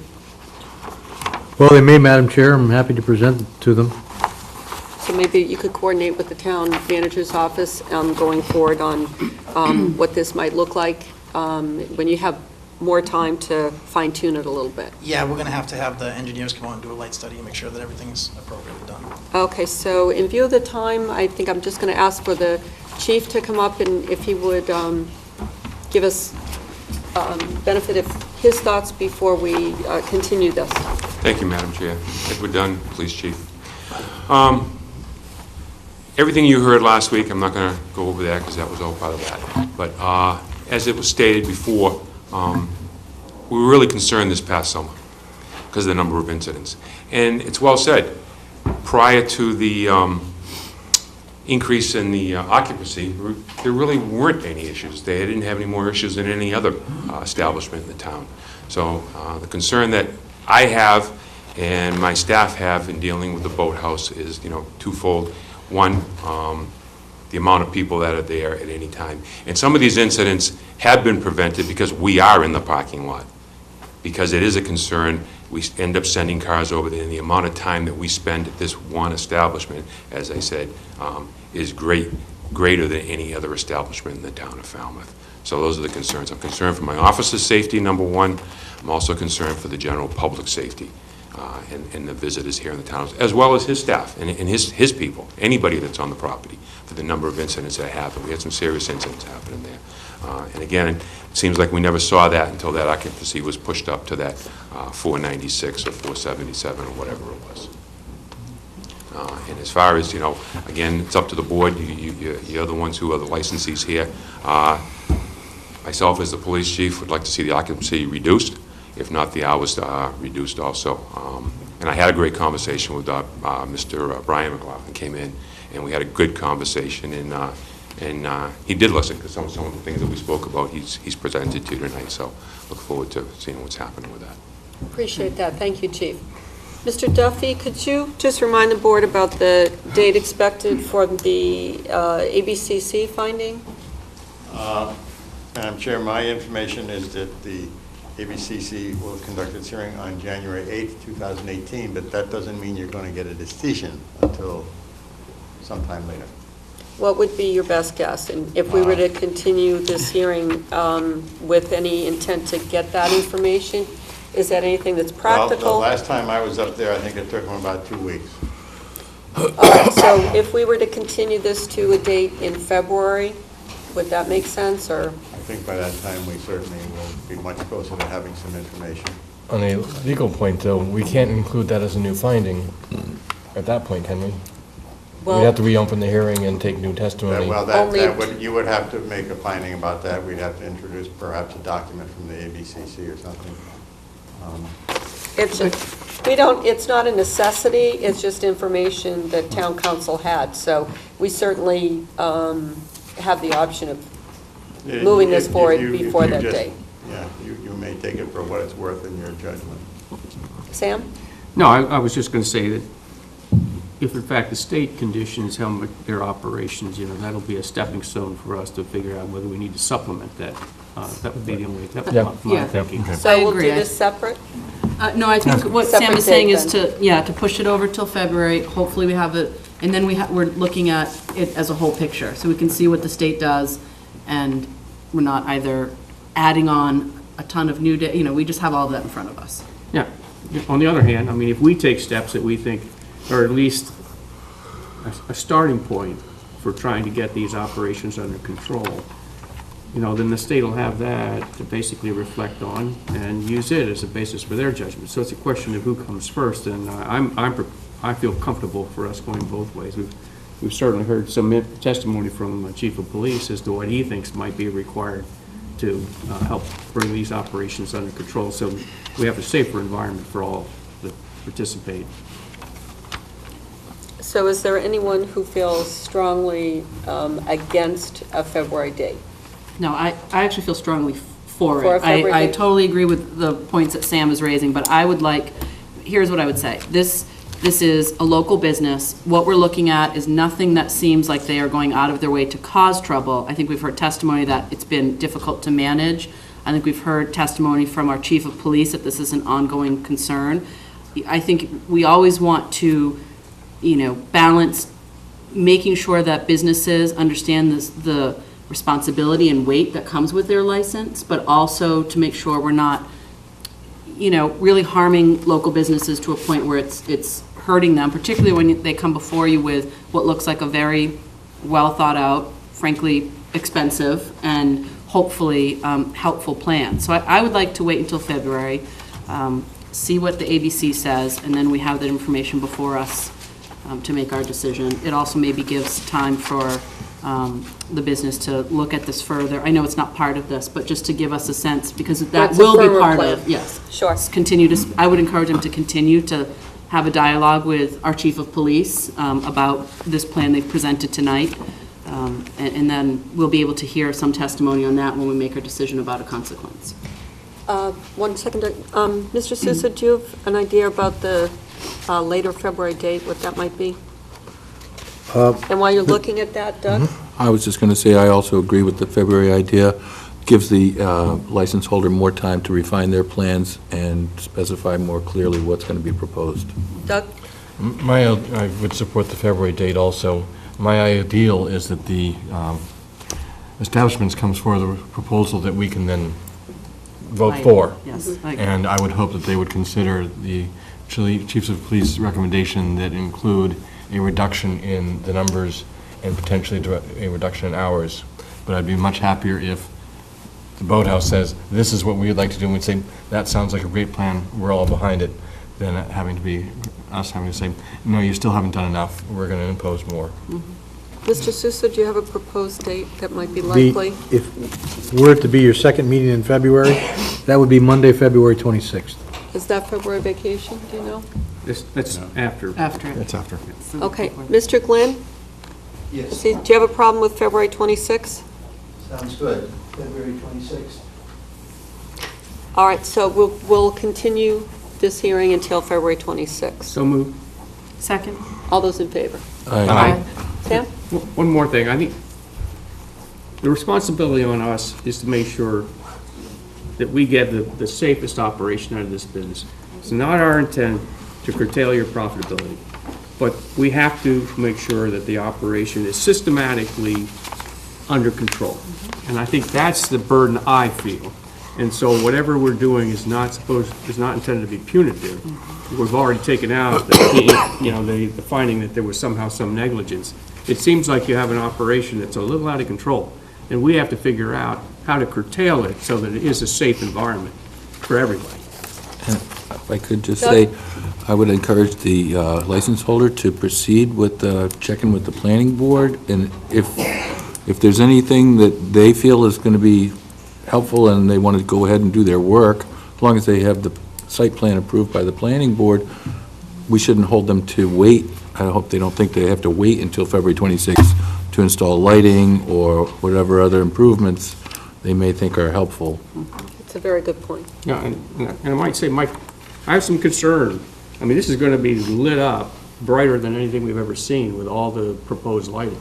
So even though they're downcast lights, it's going to change the ambiance of that end of the harbor, from what I can tell. So you do need to seek some, some opinions from some other people as well. So I would really strongly endorse what Doug Brown is suggesting, that you go out and get some consultation from people who could perhaps advise you on the best way to provide visibility, I guess is the right way, without changing the ambiance of that part of Falmouth. Because you have people that live across the harbor from you, and they're not going to like some of these effects, I'm afraid. Maybe. Maybe not. But we've been around on LED lighting in this town in terms of street lighting. I have no reason to expect that people living in that area are going to like it if all of a sudden this whole area is glowing in LED kind of lighting. So just be aware of that. Okay, thank you. Madam Chair, could I Yes. just clarify, continuing this to Monday, February 26th, would 7:30 PM be agreeable? 7:30. Very good. 7:30, Mr. Glenn. Thank you. All right, we're going to be moving on to the next item, which is a public hearing with respect to the request to name Sandwich Road Fields the George Gaspa Sports Complex, and we had a subcommittee of the board do some investigation. If we could start with that report. Yes, Madam Chair.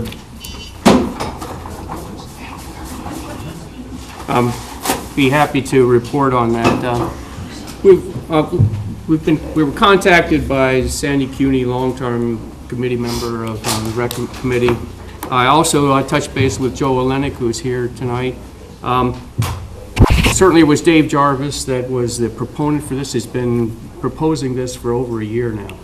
So it's heartfelt, and really appreciate his willingness to step up. He has a commitment he couldn't get out of tonight, so he can't be here to speak for himself. But, basically what we're hearing is that there's a little concern that basically dedicating the entire site to George Gasper,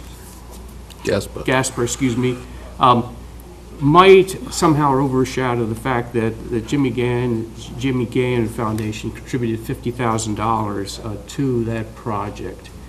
Now, as it's turned out, there is a baseball diamond that actually has been dedicated to Jimmy Gay. And so we feel like, I've discussed this with, I'm speaking a little bit with, for Doug, because we've already spoken about this. We feel like that was an adequate recognition, but given the long-term service of Mr. Gasper. Mr. Gasper, excuse me, I'm struggling a little bit with all the different names. And I have some of that own experience. We feel like that naming that complex after George Gasper is appropriate in this particular case. So that's a little of the background that we kind of have gathered together and a little bit of the perspective that we've gained for people. That's helpful. Ms. Cuny, I think, has something to say on that. If you wouldn't mind coming to the podium to just... If you could just maybe give us a little bit of, fill in that history of... the fact that the family was recently spoken to. Yes. Sandra Cuny, ex-Recreation Committee member. You never really get away. Anyway, Dave and I sat on the Recreation Committee together for over 30 years. When we built the Sandwich Road Fields, yes, the Gainen family very much helped contribute over $60,000 actually to the creation of those fields in honor of their son who grew up through the recreational programs. We have spoken to the Gainen. This in no way reflects or takes away from the Jimmy Gahan baseball diamond. And they're fine. I believe that George probably even was a referee for one of Jimmy's games when he was young because he played sports. So they're very well okay with this. And the Recreation Committee did unanimously back in October of 2016 support naming the complex after George Gasper. Very helpful. Great. Thank you. And Sandy, can you tell me, is there already some sort of a plaque or sign commemorating the baseball There's a diamond? rock that, because the Sandwich Road Fields were created with community preservation funds. Mhm. So it's community preservation funds and the Gainen family, the charitable foundation. And it designates the diamond in his memory? That's already, right. Okay, great. And if we create a new sign, we'll make sure that he's added to an existing, or we'll create a new sign That's that will have appropriate. all the names. Great. Great. I would move that we name the Sandwich Road Fields the George Gasper Sports Complex and direct Mr. Suso to work with the Recreation Department, or Recreation Committee to create a sign to recognize that. I'd second that with, Excuse me, I'm gonna defer. with a comment about having been Mr. Gasper's paper boy when I was little and growing up with his kids. I'm very happy to see this recognition because he's a great guy. And I want to recognize there are a lot of folks from the community who worked hard on this for at least a year, putting it together. So thanks for that. We'll take the vote. All those in favor? Aye. Ms. Cuny? On behalf of the Recreation Committee and the Recreation Department, thank you. And congratulations, George Gasper. Yes. Terrific. Before on a different subject. Before you go on to a different subject, I just want to say that, George is a model that, and this community is so charitable and giving, and it's very, but really, when you see an individual like George that gives so much time, now he was compensated, but it was trivial. That, to me, represents an enormous contribution to the youth and the adults in this community. And I hope we really do consider him to be a model, not just a name on a plaque on a field somewhere, but in fact, representation of the kind of citizenship and leadership that we'd like to see in our community. Here, here. Ms. Cuny?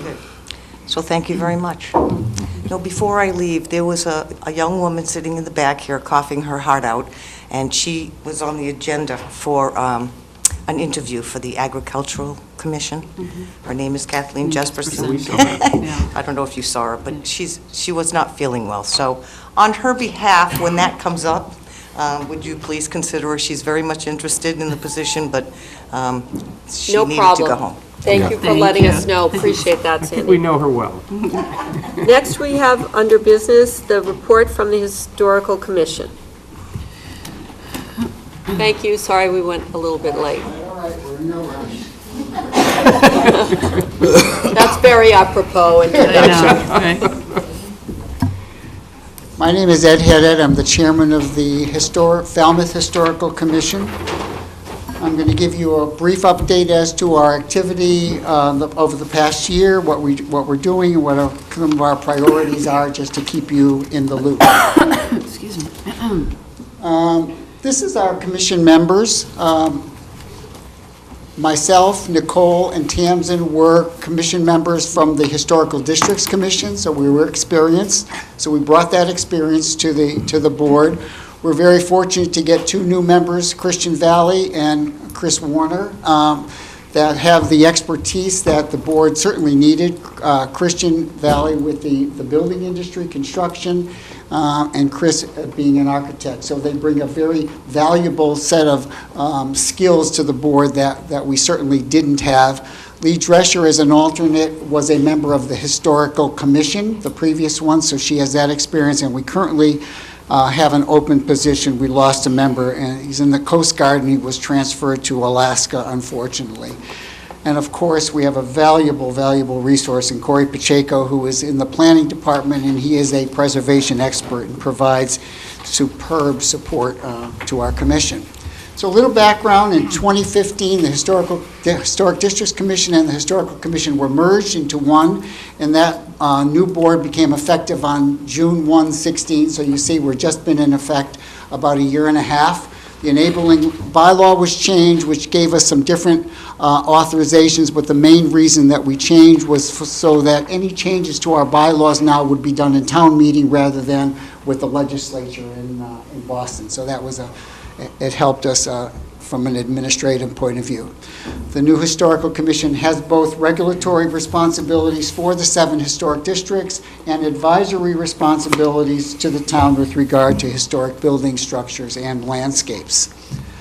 So some of our, in addition to our regulatory responsibilities, just to give you an idea, we have about 100 to 120 hearings per year, or applications per year. About 60% of those get handled administratively, meaning that they're a repair or like materials, and we're able to prove them administratively through the planning department and the chairman.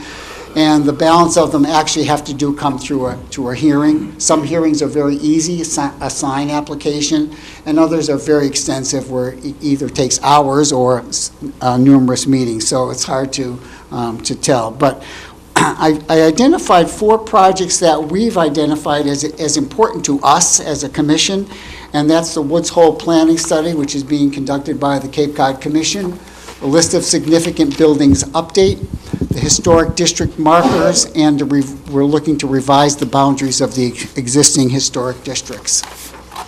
So the Wood Holes project, as I said, is conducted by the Cape Cod Commission.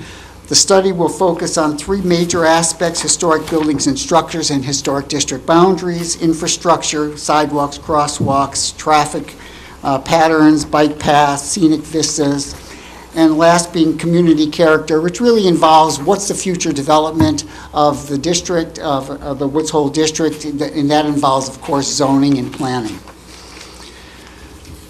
So the Woods Hole Planning Study, the evolution of it, they signed an MOU with the town of Falmouth. The kickoff presentation to our board was on October 12th, which was really just for the board itself to understand the parameters and what their process would go through to achieve the study.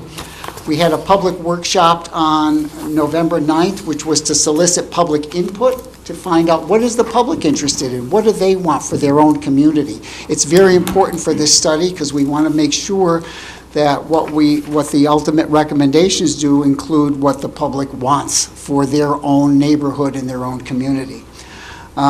We expect that draft presentation will be prepared in about the March timeframe. They're working on it right now.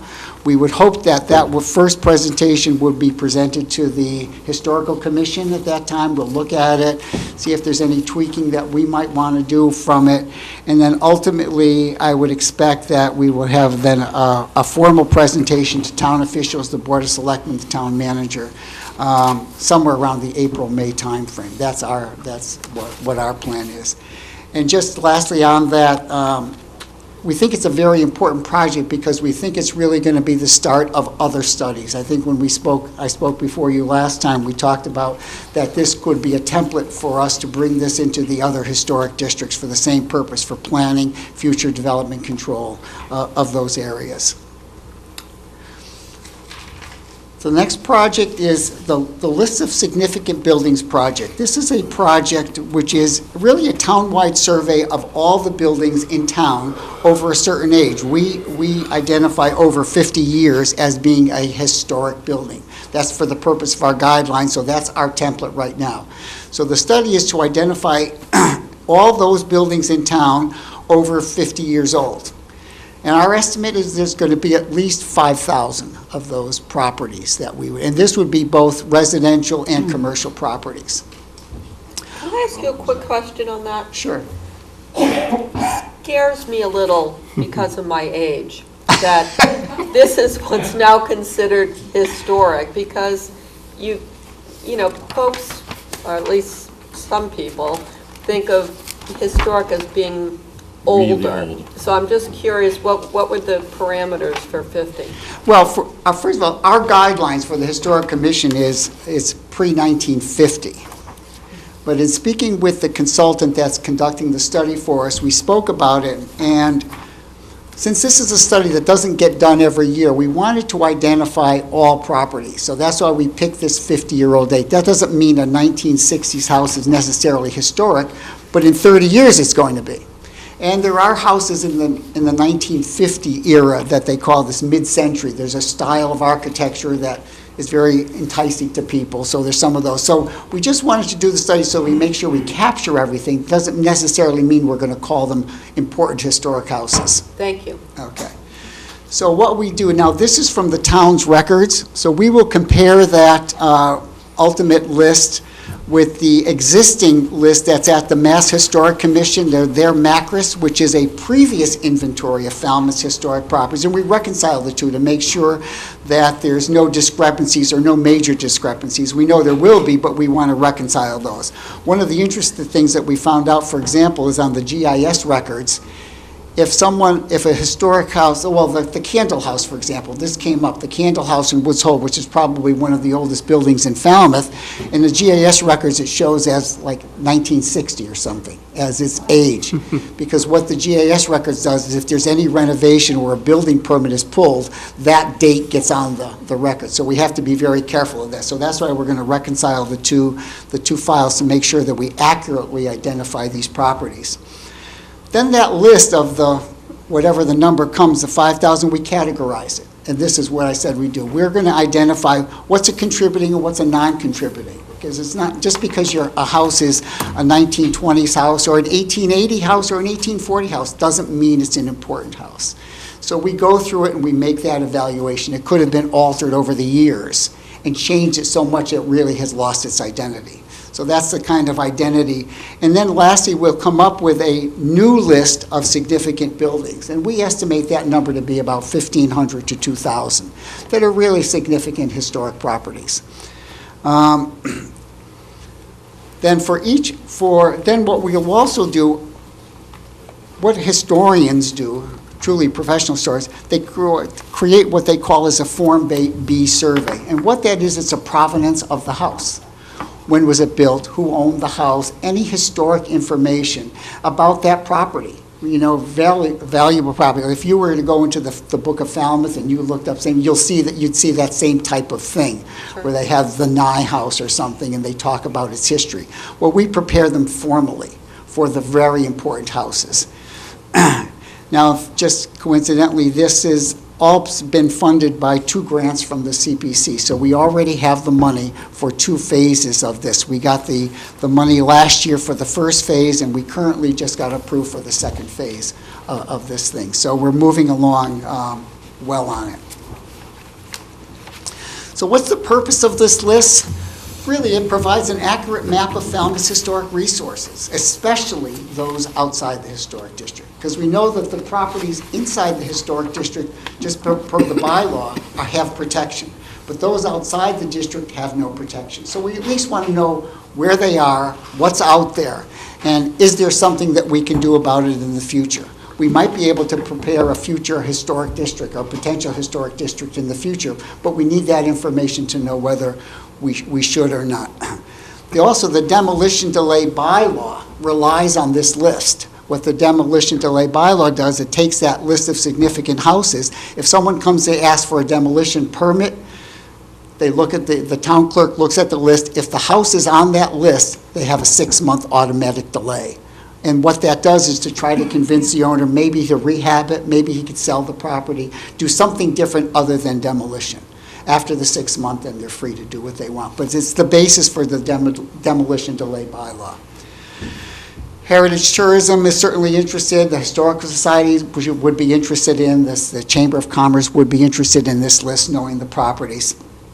The planning department should be interested in it as well. Future development, or are there sensitive areas in town outside the historic district that they should know about when they're looking at applications? We want to give them that information. And certainly to update the survey forms, which are the Form B, which talks about the history of that property. So that's a big project that's already started and is going on right now. The next is historic district markers. This is something new that we're just started talking about. We have some, if you go to the next thing, Peter, it's to identify Falmouth's 7 historic districts. It evokes a sense of pride. You know, the people that live in those districts are proud of those districts. We know, we hear about it all the time, and certainly they come before us, our board, for changes to do it, but they understand that these are special places, and we want to identify them better than they have been right now. There's some small markers out there that are really not noticeable. And we think, I'm sure you've all seen them, you go through towns, especially towns on the Cape, and you're entering, you know, the Barnstable, Kings Highway Historic District, for example. I mean, so we think that that's something that Falmouth should have as well. Again, historic tourism, and for the Falmouth historic districts, most people don't know, are also National Register historic districts that have been nominated in the past and approved. So we have some very significant resources here, and we think they should be highlighted better than they are today. So that's another project. And lastly, we want to revise the historic district boundaries. That's another thing that we've been talking about for at least a year now. And we propose to change the current historic districts in our bylaw, which has an arbitrary, I'll use the word arbitrary setbacks of 100, 150, and 200 feet from the street. So each one of the historic districts has a different setback. And we don't know how those numbers were determined, but they are. And that's what they are today. What we'd like to do is propose something as simply as defining that it includes the entire property that's already in the district into the historic district. Not add any more, but just have the entire property. Right now, we have situations where half of the house is in the district and half is not. So when we get an application at a hearing, we start talking about, well, what part are you going to do this on and what part aren't you going to do this on? We've had situations where historic barn in the back gets demolished because it has no protection, but the house does, for example, things like that. And actually, the way the lines had been written, we think that we actually may remove some properties from historic districts because they've only gotten included because of this arbitrary line. I'll show you in the next slide as an example. This is the North Falmouth Historic District, and if you see the green line, you can see we call it the magic marker line. That's exactly, that is the historic district. It has no relevance to property lines or anything else. Now, interestingly, the red lines there is the National Historic District. So when the National Historic District was submitted, it truly incorporated whole properties in a much more comprehensive way than when our bylaw was set up. So we're not necessarily saying we want to copy the National Register District, but we think it should be something more than what it is. That's simply arbitrary line. And just an example, for example, we have a side street here.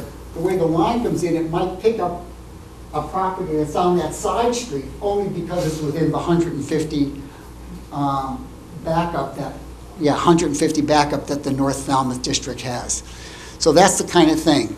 And we think that really, that when the bylaw was initially approved by town meeting in 1975, we think by doing that, it actually more accurately reflects the spirit of that historic district. The spirit of the law is to protect the historic district, not 150 feet or only a few feet of it. It's to protect the district. So I think by making this change, we really will better reflect what the town meeting at that time intended to do. It ensures that historic buildings and structures within a historic district, but that lie outside the boundary, will be protected. It's amazing. As an example, in downtown, Falmouth Station is in the district, but it lies outside the boundaries.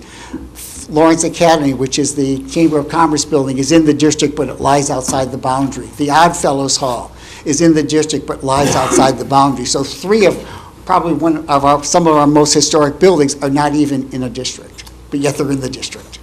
So that's why we think that doing this really is a better reflection of the spirit of the bylaw. And lastly, it's a minor thing, but it's an important thing to some property owners. They come in, they have to bring a plot plan to show where the district lies. So they could be paying $500 to have a certified plot plan prepared just to make their application for a historic district review. It would eliminate that minor thing that we put on homeowners and property owners in the town. So that's very quickly what we've been doing. We have actually 4 of our members, 5 including myself, are here tonight to show their support. And I have to say they do a great job. They're very dedicated. They're very committed to what they do. And we take it very seriously, the fact that we really try to help the homeowners that come in. I know sometimes there's a perception that we're a nuisance, we're butting into people's business. But if you were to sit through a hearing, I think what you'd hear mainly is we try to find a solution for every application that comes in. We don't want to say no, we want to say yes. We help them to find the right answer many times, but we want people to leave with a yes and an approval. So that's our intention, and I think our board does a great job in providing that service to Falmouth. But just a practical question. Where is the board now with respect to, for example, new window products? Well, we've changed our guidelines, actually 2 or 3 years ago, where we now differentiate. This was a big thing for us. In the past, if you were in a historic district, everything was lumped into one category. So if you had a 1980 house that was built and happened to fall within the historic district, you had the same criteria put on you. So now we differentiate. A historic house being a house that's either because of its age or its significance has a little bit stiffer guidelines, but a more modern house, they could have their Anderson windows and their clad windows because it's not that. So we do differentiate. So we try to accommodate some more modern materials. We are approving solar panels. We are approving some alternate materials, and we're looking at them all the time for that reason. Yet at the same time, we're not going to go crazy and put things that are inappropriate into the historic district. Very, very helpful. And thank you to all the board members for attending as well, Doug. Do you anticipate having, developing some standard things that people can expect? I know in the past, when the board changes, policies may change. Do you anticipate being able to develop some policies that may withstand time rather than just the particular people that are on the board? I'm not sure I know what you mean, Doug. Well, so for instance, years past, one commission approved the old Isaacson's building to have aluminum-clad windows, and they actually got an award for it. And then subsequently, other board members determined they wanted to just see wood windows. And so, once we reach a point where we're accepting those materials, do you think there could be a policy where that would be something that contractors could come to know is going to be acceptable, or, some more permanent policy rather than... Well, ours are permanent. They were first drafted in 2012. We update them as needed. Mm-hmm. They're on our website, so they're public. We have printed copies of them. We try to give them out. We actually have a new policy that we just started this year, that if you have a large project like a new construction or an addition or that type of thing, we actually, with your application, we give you a set of guidelines, so it's clear, because there's a lot of different things going on. We don't necessarily give it out for a sign or a simple window thing. Right. But we intend them to be permanent. That's why we're careful when we change them and when we make our rulings, because we're setting precedent. You know, we can't give somebody something and then the next person comes in and we give them something different. We don't want to be unfair to people either. So we try to be consistent, and we try to be open about what our policies are and stick with them. Good, I'm glad to hear that. Thank you. Thank you very much. You're welcome. Great report, and thanks to all the members. Mark? Thank you. Sure, quickly. We're running over as usual. Can you put that picture up of North Falmouth in the district? Yes, yep. Mark Finneran, Precinct 6. This is North Falmouth. Everyone's familiar with that neighborhood. And your proposal to change these things to the property, I can see where the arbitrary distance put houses in the historical district that weren't historical. But switching back to, and of course, a lot of these are the original property lines that came with the properties. That might have been a farm or whatever. There's a lot of land there. But if you change this, is this going to inhibit the property owner's ability to perhaps use our accessory apartment bylaw, or maybe develop some affordable units on that? That would be. Our policies do not affect. They don't mesh whatsoever? You need the microphone for the sake of the people at home. Yeah, just for my own. Our policies don't affect zoning, so we do not regulate property use. So if an accessory apartment, for example, was approved on a certain property, all we do then is make sure that it fits, the appearance, or the outside appearance, is appropriate for the district. So we are not a zoning, this has nothing to do with zoning and property use. It's purely design and appearance, aesthetics. Great. Very much appreciated. Thank you to all the members. Appreciate all your work every month, and really means a lot to Falmouth in general. Thanks a lot. Next, we have interview, vote, and appoint committee members. The first is with respect to the Commission on Disabilities, and we're looking at 2 vacancies. One term until June 30, 2018. The second one is a term until June 30, 2020. Hi, Kathleen. Just want to be sure you're here. There are 6 applicants. Mr. Sullivan is available for interview on another day. He's the first applicant, December 18. He'll be here. Do we have Paul Grundon? Hi. Can we get a microphone for Mr. Grundon? Yep. Thank you. He's got longer strides than me. He's fast. Welcome. Can you tell us why you'd like to be on the commission? Well, I've been disabled now for a few years, and I come from a background not only by being disabled, but also I'm a veteran and have the veteran's background of disability, and I have worked with disabled people in many capacities as a firefighter, EMT, and Red Cross and emergencies. Like, there was one incident in particular where we ran, I was a part of running a shelter that was strictly disabled, where they were electrically dependent shelteries. And that was an interesting situation. That's important. Mm-hmm. So I got a broad background I bring into the play. Do I see that you were on Finance Committee in Oak Bluffs? Is that Yes, what I you was. said? Great. And any other questions for Mr. Grundon? I know that he's attended at least one of the meetings. So we usually ask folks if they've been able to attend any of the committee meetings. I know that you were at least one, maybe more than that, so. And anything else you'd like to add? Thank you for your service as a veteran, and thanks for sticking with us this late. Sorry it's a little late for the interview. Okay, not a problem. Thank you. All right, next we have Dan Mahoney. Dan isn't here tonight. Maybe since we have to put, and I also noticed that Bertha had to leave. Right. So it looks like maybe on the 18th. We'll if have we could Sullivan, Mahoney, If we could and check with Mr. Mahoney and see if he's still interested and just wasn't able to come tonight, and if we could notify Ms. Manson that she has the option to come back on that night since we're doing interviews. good point. Next we have Francis Dupuy then. Welcome. You can move the mic, so whatever's easier for you. It's for the folks at home.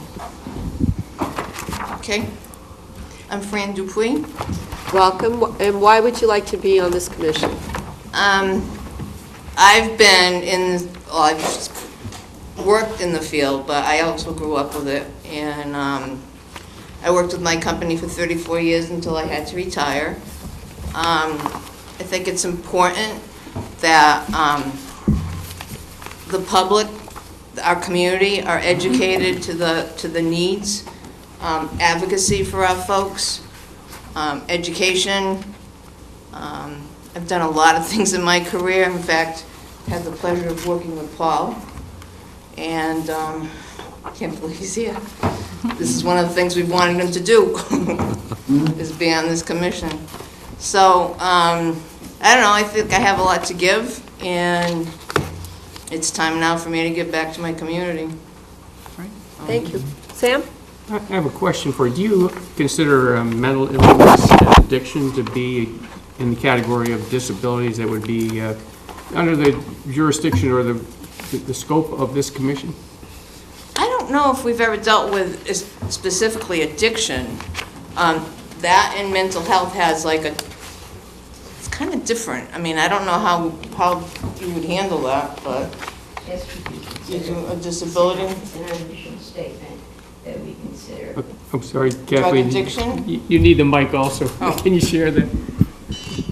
You can take the mic right out of the stand. That may be the easiest way. You see, oh, right there. Yeah, that's it. Good. Thank you. I think the mental health profession sees addiction as having a mental illness component, not necessarily being a mental illness. But the mission of the Commission on Disabilities does recognize mental illness as a disability, as does the ADA. And we're trying to be inclusive of all disabilities. So if somebody was recovering from alcoholism, we probably would consider them for membership because it is something that affects them and the community, and that we need to recognize that they need just as much help and they can give back to the community to help just as much. Thank you. That's great. Other questions? No, it looks like you have really significant experience in a variety of capacities around this issue, so thank you for applying. Appreciate the resume. Thank you. Next we have Jacqueline Pratt. I got it. None of this is very user-friendly. Thank you. Okay. All right. Welcome. Hi. Hi, can you tell us about yourself? Yes, I can. I'm Jackie Pratt, and I've lived in Falmouth since 1990. My daughter was 7 when we moved here. And I worked for Gosnold for a couple of decades. And at the end of my career with Gosnold, I had to resign due to health issues. I was managing the Flynn House, actually, and working inpatient at Gosnold.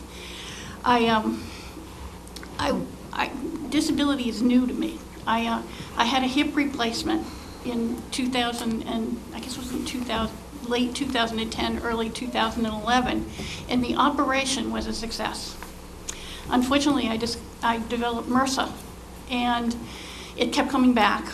And the end of the sad tale is, after numerous operations and lots of IV antibiotics and not working for quite a while, I ended up without a hip, without a right hip.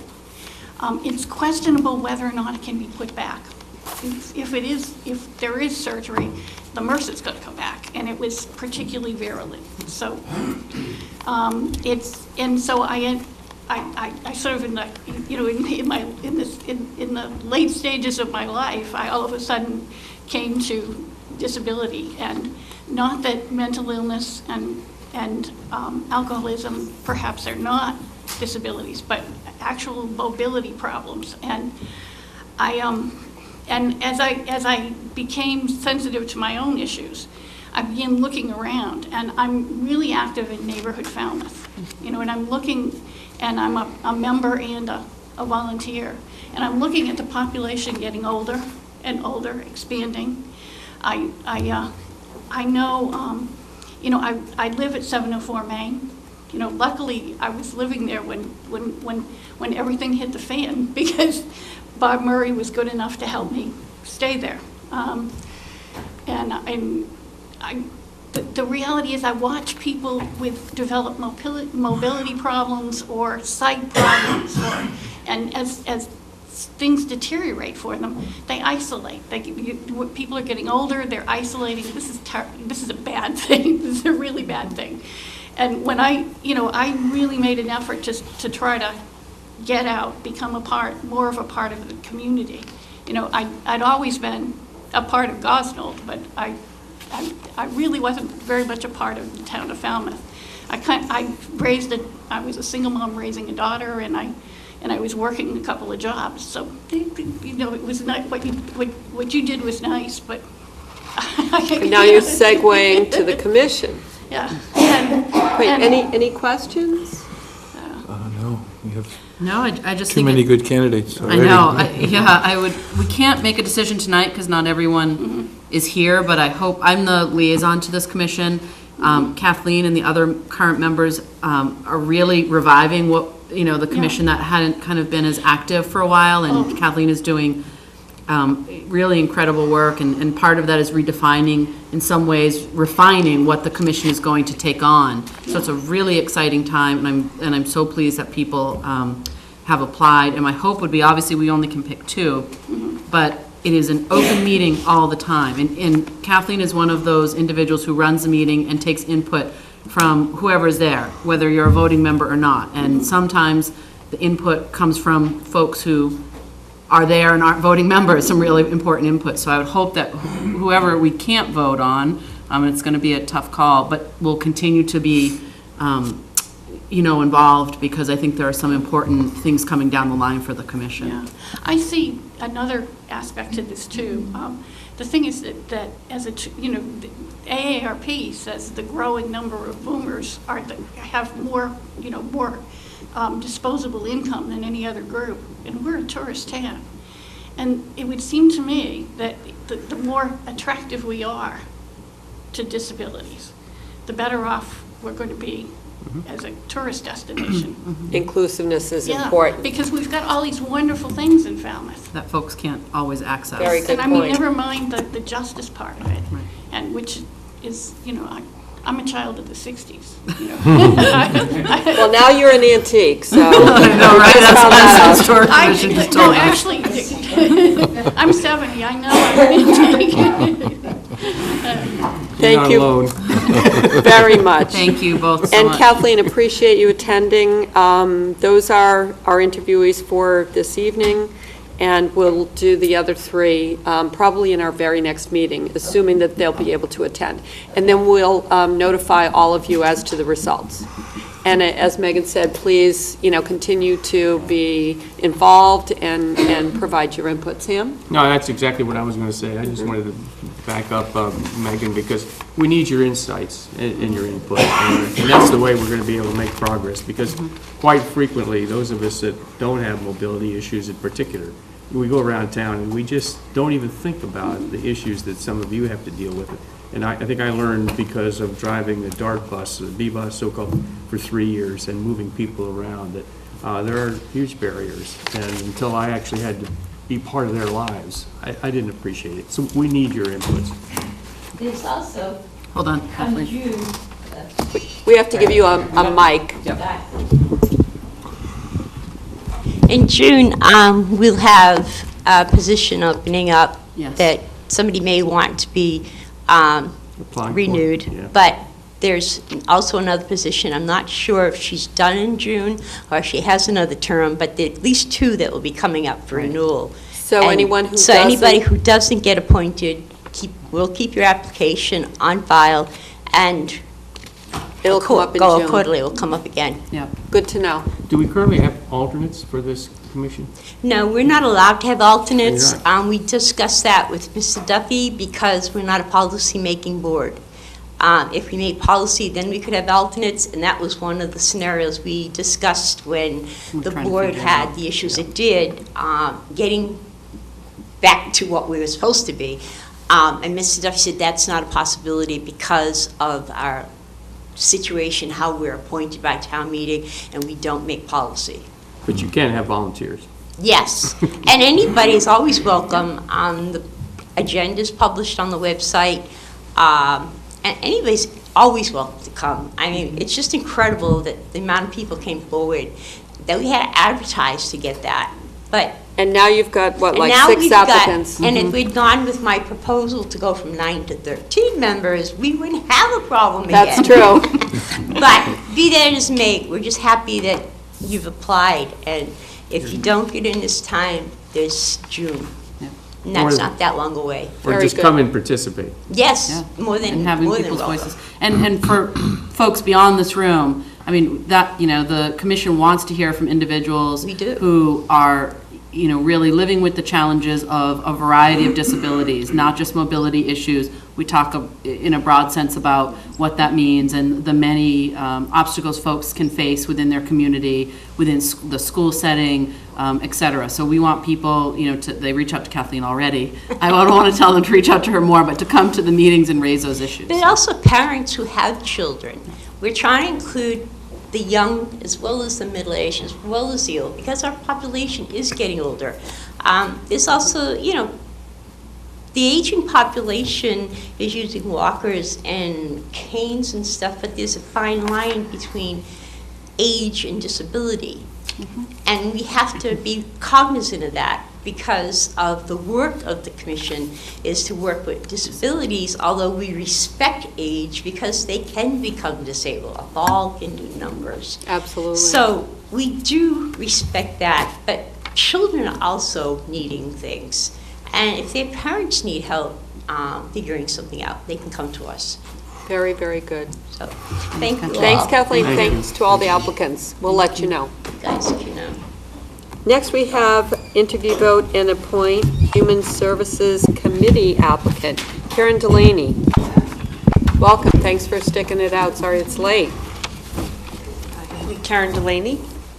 And could you tell us about your interest in this committee? Sure. I've lived in Falmouth since 2001, and since that time I've been actively involved in my children's school. And since the last 8.5 years, I've worked at the Falmouth Service Center. I'm the deputy director there. And in that role, I obviously work in a variety of capacities, primarily client services. And I've been able to use my background I've worked in a variety of roles with homeless families in my background. I worked for the Jesuit Volunteer Corps for 2 years. I worked with victims of domestic violence, homeless families, which is a lot of what I do here. And I work with Brenda Swain, and in that role, we work extensively with Falmouth Human Services, and I've come to know everybody in that office, and it's just an honor to be considered for this role. Well, it's terrific the way, just in terms of sharing information and opportunities and really finding solutions for problems. If someone can't do it, someone else can. And I see that Brenda endorsed your application.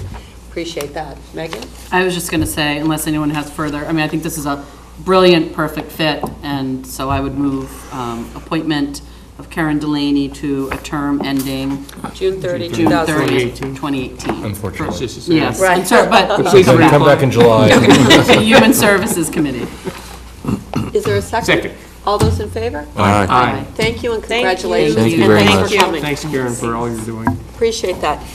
The next is an applicant for the Agricultural Commission who, as Sandy mentioned, was unable to stick it out due to a cough. It's Kathleen I Jesperson. move we appoint Kathleen Jesperson to the Second. Agricultural Commission, term ending It is Yeah, June June 30, 30th, 2018. Same Second. thing, come back, we'll redo it. And Yes. all those in favor?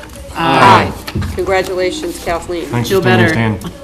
Thank you. Thanks. Appreciate Thanks, that. Next, we have a presentation, update from the Community Health Center of Cape Cod. Welcome. Good evening, everyone. Thanks so much for having me. Hey, it's been a long evening. I promise I'll make this brief, but I'm sorry it's been far too long since I've been before you, and I just wanted to take a few minutes to update you about programs and services and really just ask for your input, advice, maybe not this evening, but just going forward. Certainly a large part of what we do, or really everything that we do, is based on community need. So I know. Please yes. introduce yourself. Oh, I'm so that sorry. people I'm Karen Gardner. I'm the CEO of Community Health Center of Cape Cod. Alrighty, so I just have a few slides. Just a reminder of our mission. Our mission sounds a little corny, but it really is to improve the health of the population we serve through providing all of these things that you see here. Really, we underscore the regardless of ability to pay piece. And we perform a number of hours. We actually help between 3,000 and 4,000 individuals each and every year gain access to health insurance. But if for some reason they don't qualify, we'll see them anyway based on the sliding scale fee based on their income. So a huge part of what we do, as are our values. This next slide just shows you where our patients come from, and just as a reminder, the vast majority of our patients are still Falmouth residents. From the point where we are celebrating our 20th year anniversary this year, started off, as you probably know, as the Falmouth Free Clinic, and those patients, many of them have stayed with us all this time. Over 5,000, almost 5,200 patients are now registered and living in Falmouth. So in general, that's as you know, it's about 1 in 6 community members. We do continue to grow by about 200 patients each and every month, which is still amazing to me. Sometimes it reaches 300 patients. We do accept medical patients, behavioral health, dental services, all of the services that you have listed, and I won't go through all of those and repeat what's in your package. Sometimes that monthly amount of growth is offset. We tend to see a little bit of a transient population on Cape Cod, people kind of moving on Cape and then moving off, or sometimes becoming eligible for insurance and taking other options. So we have a little bit of turnover there. In total, we serve about 15,000 residents on Cape Cod, which I'm very proud of, that we're that part of that integrated within our community at this point. A little bit, the pie chart on who we serve. About 80% of our patients are below 200% of the poverty level, and then it's pretty diverse beyond that. Our age also is pretty diverse. The vast majority of patients are between 18 and 65, about 75%. And then, as I've already mentioned, about 5 to 10% present with no insurance, and we do help them gain access to insurance. So just again, a little bit about who we're serving at the moment, and it's remained pretty stable over the years. One of the things we try to do is mirror our services and our programs and our access to the community that we serve. And you know, on Cape Cod, the over 65 population is a little bit higher than what we're seeing here, so we continue those outreach and enrollment efforts. So again, suggestions welcome there. And then just a few highlights from 2017. So overall, we talked about a little bit, 15,000 patients enrolled. That translates into about 75,000 visits on an annual basis. We've now grown to about 180 employees, so we're a pretty solid economic engine in the community. Our main office is in Mashpee, but we also have satellites in Falmouth and Bourne. approximately 10,000 enabling services. So in addition to helping people apply for health insurance, we really do a number of things to help reduce barriers to access, applying for veterans benefits, food stamps, transportation assistance, medication assistance, just a whole host of what we call enabling services. We're also a contractor with the State Department of Veterans Affairs, and we have about 700 registered veterans.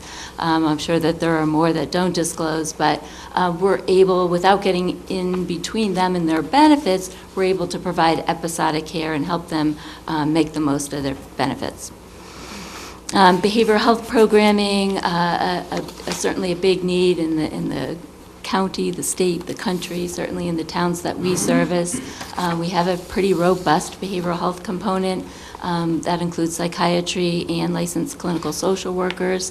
The wonderful thing about the health center is that's fully integrated with medical and primary care, so one hand knows what the other hand is doing. Addiction medicine is a larger part of what we're seeing as well. Our operating budget is about $17 million, a little bit updated from I know what you had previously. And we're continuously expanding, again, based on that, what we're seeing as need in the community. One of those high areas of needs has been oral health services. We have 10 chairs. Well, when we started off with the addition in Mashpee, we had 3 chairs. Over the last several years, that's grown to 11 chairs in Mashpee. Now we have 2 in Bourne, and we're constructing, Falmouth is under renovation right now. We're constructing 2 chairs in Falmouth. Won't service all of our need, but combined, it'll certainly help. And then we have vision programs, so more people have access to health insurance at this point, but not everyone has access to dental insurance, oral health, vision services. So we're able to provide those services, again, regardless of ability to pay, and that includes eyeglasses as well. We're able to do that. Addictions, as I already mentioned, is a larger part of what we're doing. Right now, we do operate a medication-assisted treatment program. Again, that's fully integrated with medical, so everyone knows what's going on to meet all of your total person health needs. So a medication-assisted treatment program.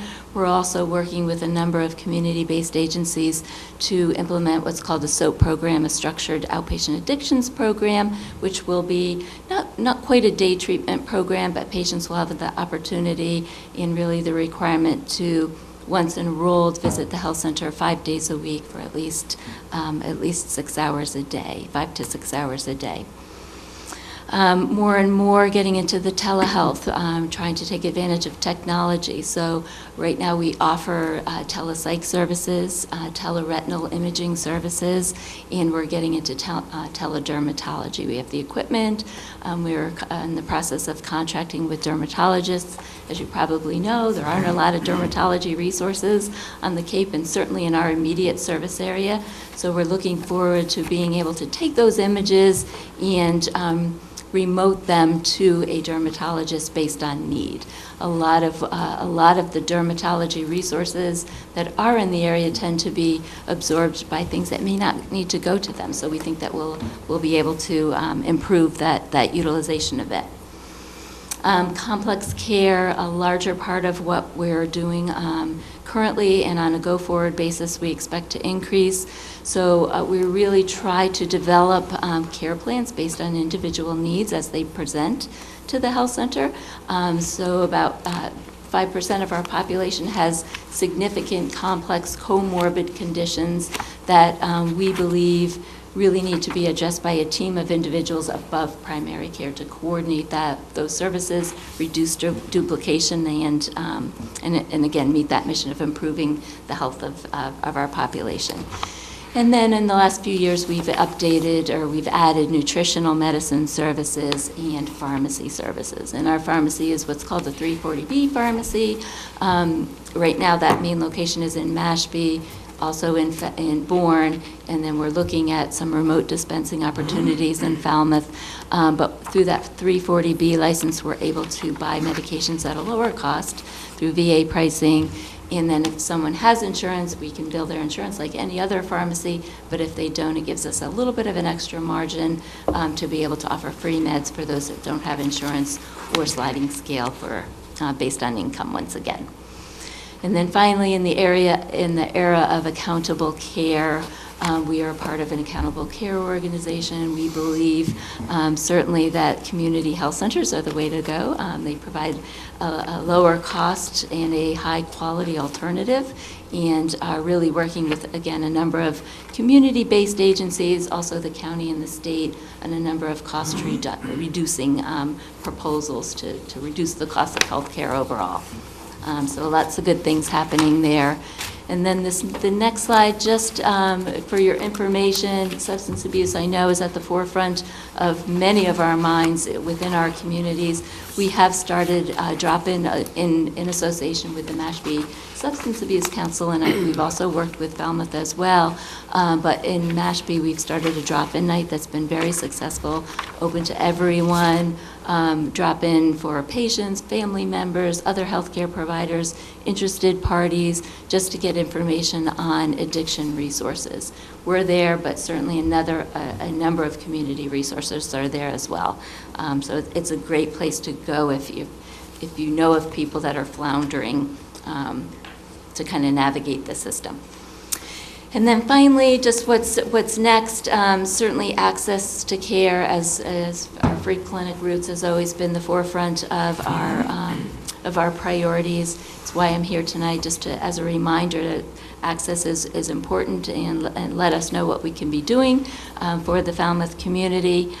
We certainly are looking at a number of ways. We already have open access or walk-in services in most of our locations, but we're looking at ways to increase that.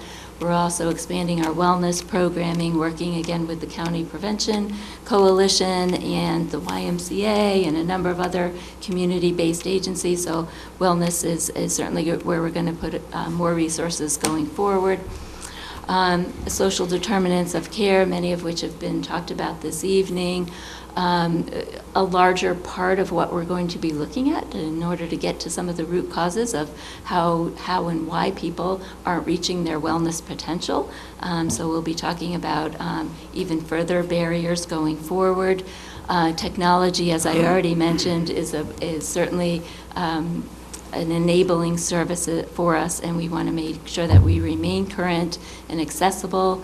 Not everybody needs to be in a healthcare facility all the time. They especially on Cape Cod with our service industry, they're usually working at key points of the year anyway. So to be able to offer telehealth services, we believe are extremely important, and that relates again to that providing the right care, the right place at the right time for our patients. So very, very quick overview. Again, I know you have the programs and services in your packet. I'm here as a reminder that we're here as a community resource, and please use us and let us know how we can be helping you. Appreciate that. Great presentation. One quick question.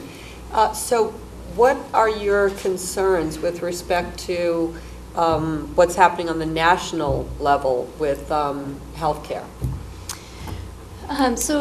Well, the main concern is that everything is unknown at this point. Everything from funding to how things are going to be structured.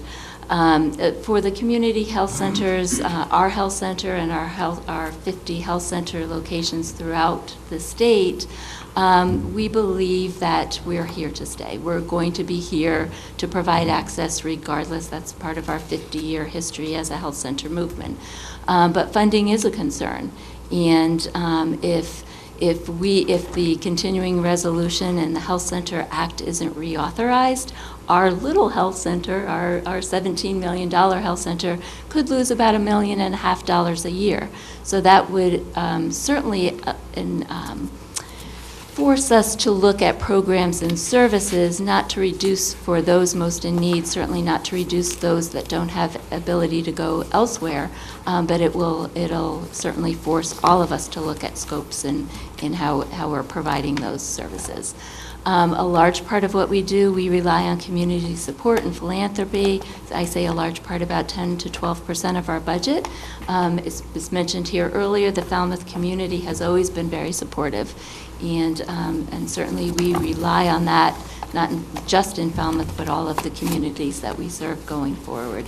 But the funding is a huge concern, the structure, the way that the state, the governor has carried or has the plans to carry out the accountable care organizations. We do believe that that's the way to go going forward. We are part of that. So we're trying to take the incentive away from a fee-for-service model to really incentivizing lower cost, higher quality models and more efficient delivery systems. And so that's what we're all about. So we hope that we can be part of that solution. Good to know. Thank you, Yes. Sam. Yeah, I certainly know a lot of the founders of the Falmouth Yes. Free Clinic, and I know a number of physicians that have worked as part of it. My wife, uses your services. I used your services for quite a while. Then my physician went, and out of loyalty, I went with her. But I have to say that the quality of the services that we always received was just outstanding, and I think the genuine supportive greetings that we always got and understanding of whatever health issues we had was just really appreciated. And I just want to encourage the people, you're right, you're facing loss of grant money and that sort of thing to help us. But, I'm not close to the poverty level, thank goodness. But those of us that aren't, that can go there with insurance premiums, help to support this service. And I would just encourage people to check it out and consider getting your health care through community health services and not go to, a private provider, because you'll be helping this organization support a much broader range of our community's citizens. So I just want to mention that. And then as a B-bus driver, I certainly took a lot of patients to the community health center, both in Mashpee and here in Falmouth, and it is a tremendous service. And thank you for all you're doing to keep that. Couldn't have hoped for a better endorsement. Thank you for and that. I'm Megan? thankful to be able to do it. Just going to say, I'm a customer. I went when I had no insurance, and I just kept going when I did get insurance, because I think what community health centers have done, and lots of other providers are trying to catch up, but is to really look at healthcare as a holistic model.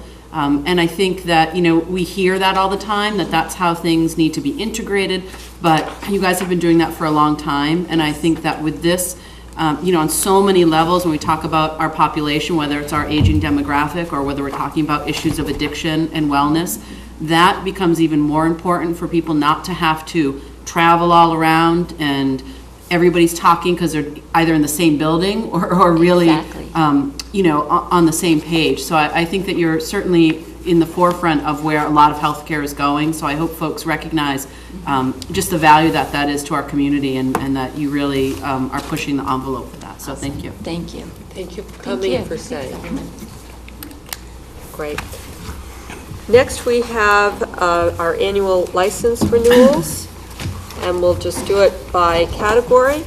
I would move for All Alcohol Restaurant, Bucatina Restaurant and Wine Bar, Casa Vallarta, Chepcoy Grill, DJ's Family Sports Pub, Falmouth Country Club, Gourmet Garden, Grumpy's Pub, Jack's Restaurant and Bar, J.R. Brody's, Leah McGuire's, Oysters 2, Parkside Market, Paul Harney Golf, Simply Divine Pizza, and the Pizza Bar.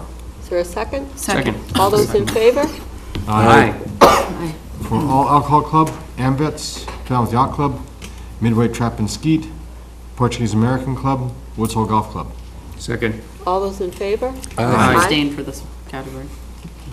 For the All Alcohol Package Store, John's Liquor Store, and Murphy's Package Store, Wine and Malt Restaurant, Bangkok Thai, Wine and Mountain Cordials Restaurant, Country Fair, and Wine and Malt Package Store, Ocean State Job Lot. Second. All those in favor?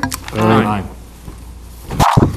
Common victual license, Ambets, Bangkok Thai, Bucatina Restaurant and Wine Bar, Casa Vallarta, Chapcoit Grill, Country Fair, DJ's Family Sports Pub, Falmouth Country Club, Falmouth Yacht Club, Gourmet Garden, Grumpy's Pub, Jack's Restaurant and Bar, J.R. Brody's, Leah McGuire's, Oysters 2, Parkside Market, Paul Harney Golf, Simply Divine Pizza, the Pizza Bar, and the Woods Hole Golf Club.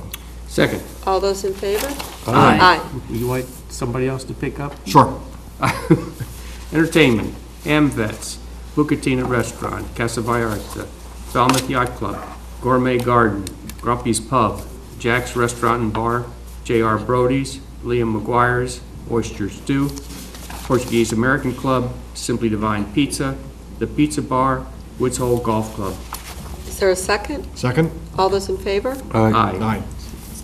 Sunday Entertainment, Bucatina Restaurant and Wine Bar, Casa Vallarta, Falmouth Yacht Club, Grumpy's Pub, Jack's Restaurant and Bar, Liam McGuire's, Automatic Amusements, DJ's Family Sports Pub, Grumpy's Pub. Second? All those in favor? Aye. Thank you. Next, we have the April 2018 annual town meeting schedule.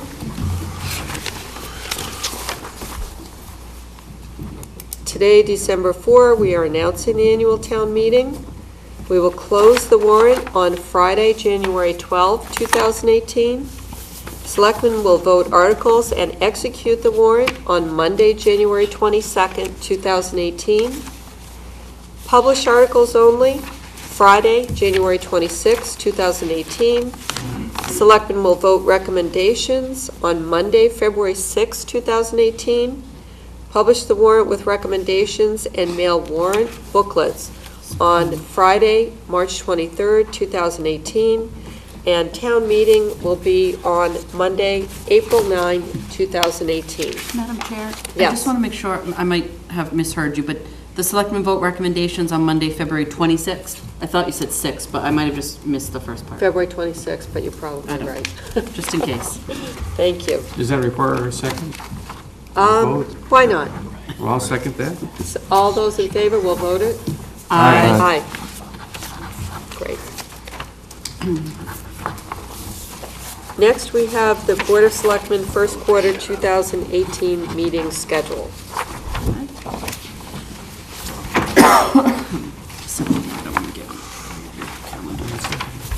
Mrs. Suso, do you happen to know the last December meeting date? Yeah, the 18th. The 18th, okay.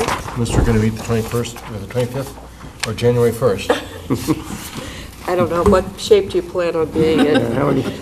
So we have the budget presentation on January 2nd. If I could just note, that is the day I am coming back from Ireland on that day. I do plan to attend, but just in case something happens, I'm just letting the board know that I'll let you know. And you'll have a brogue. Madam Yes. Chair? Yes. You have a question from the audience? Oh, please. Please, at the microphone.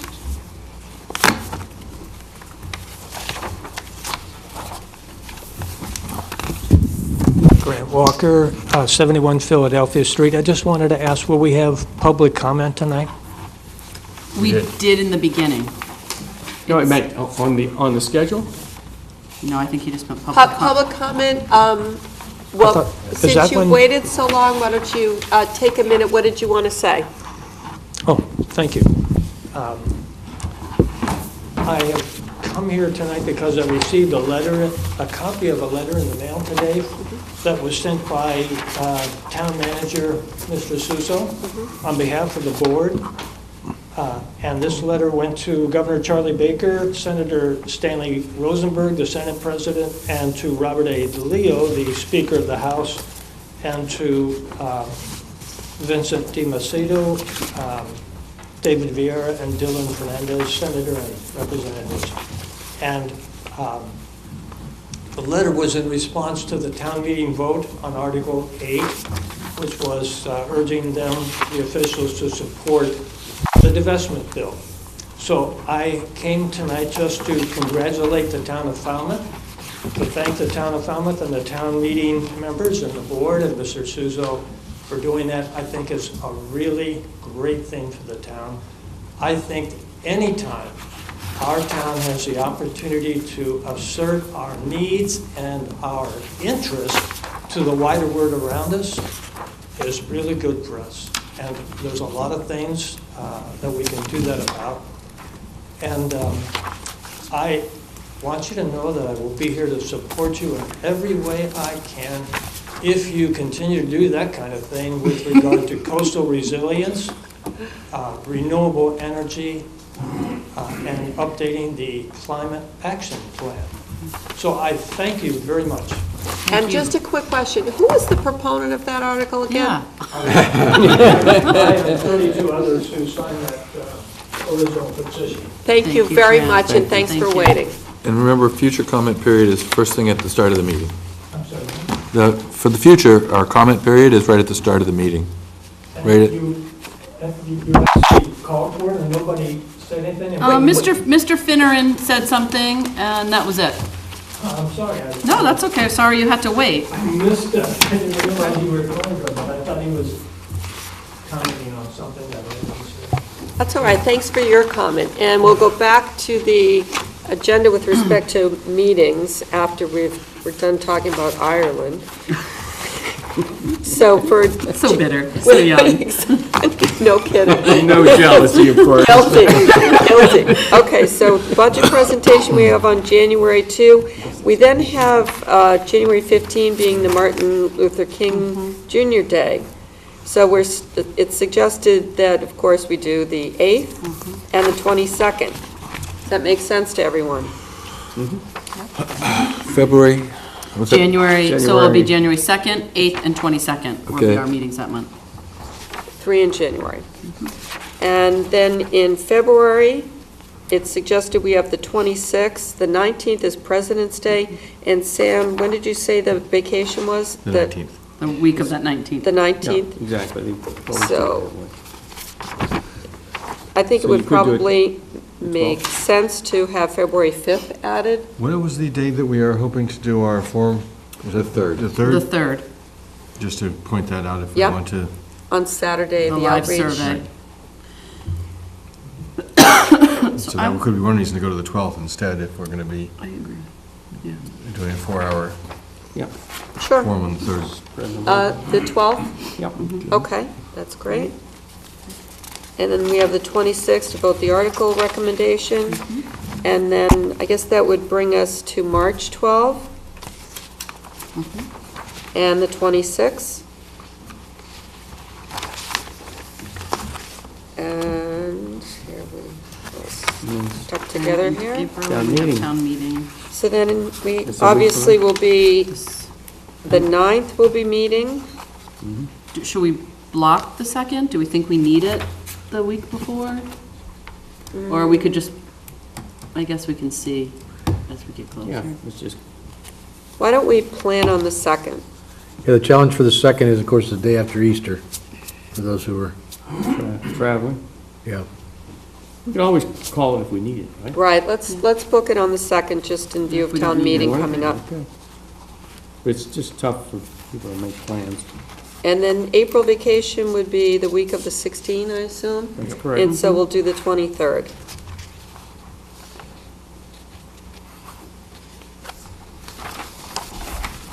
Great.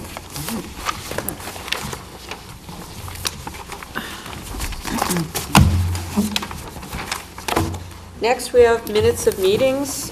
First, we have the public session on May 22nd, 2017. I found them to be substantially correct, and so I move approval and release to the public. Is there, all those in favor? Aye. Aye. Next, we have the public session on August 28, 2017. Move approval? A second? All those in favor? Aye. Aye. Next, we have the public on October 16, 2017. I move approval and to release. Second? That's the public, That's correct, yeah. right. All those in favor? Aye. They're not usually released unless they're executive. Excuse me. Next, we have the executive session of October 30, 2017. First session. I move approval not to release on that first session. Is there a second? Second? All those in favor? Aye. And next, we have individual selectmen's reports. We have two more executive sessions. Oops. Two more executive sessions. Oh, they're Three not more. listed on the, They're not. oh, sorry, Oh, okay. on the session 2, rather, sorry about that. They're Yep, still- they're not on the agenda. There they are. They're still October 3rd. Yeah, still on it's the same just date. not, Oh, okay. wasn't I see. separate. It's okay. So on the executive session 2 for October 30th. I move approval not to release. Second? All those in favor? Aye. And then there's a couple more for the session 3 on Yeah. October 30. I move approval and not to release. Can we release that one? Yes. Has that been signed? Yes. And Signed, sealed, and delivered. Yeah, we're So completed we with can that. release So that one would be releasable. Okay, fine, I wasn't sure. Okay, then I move approval and release to the public.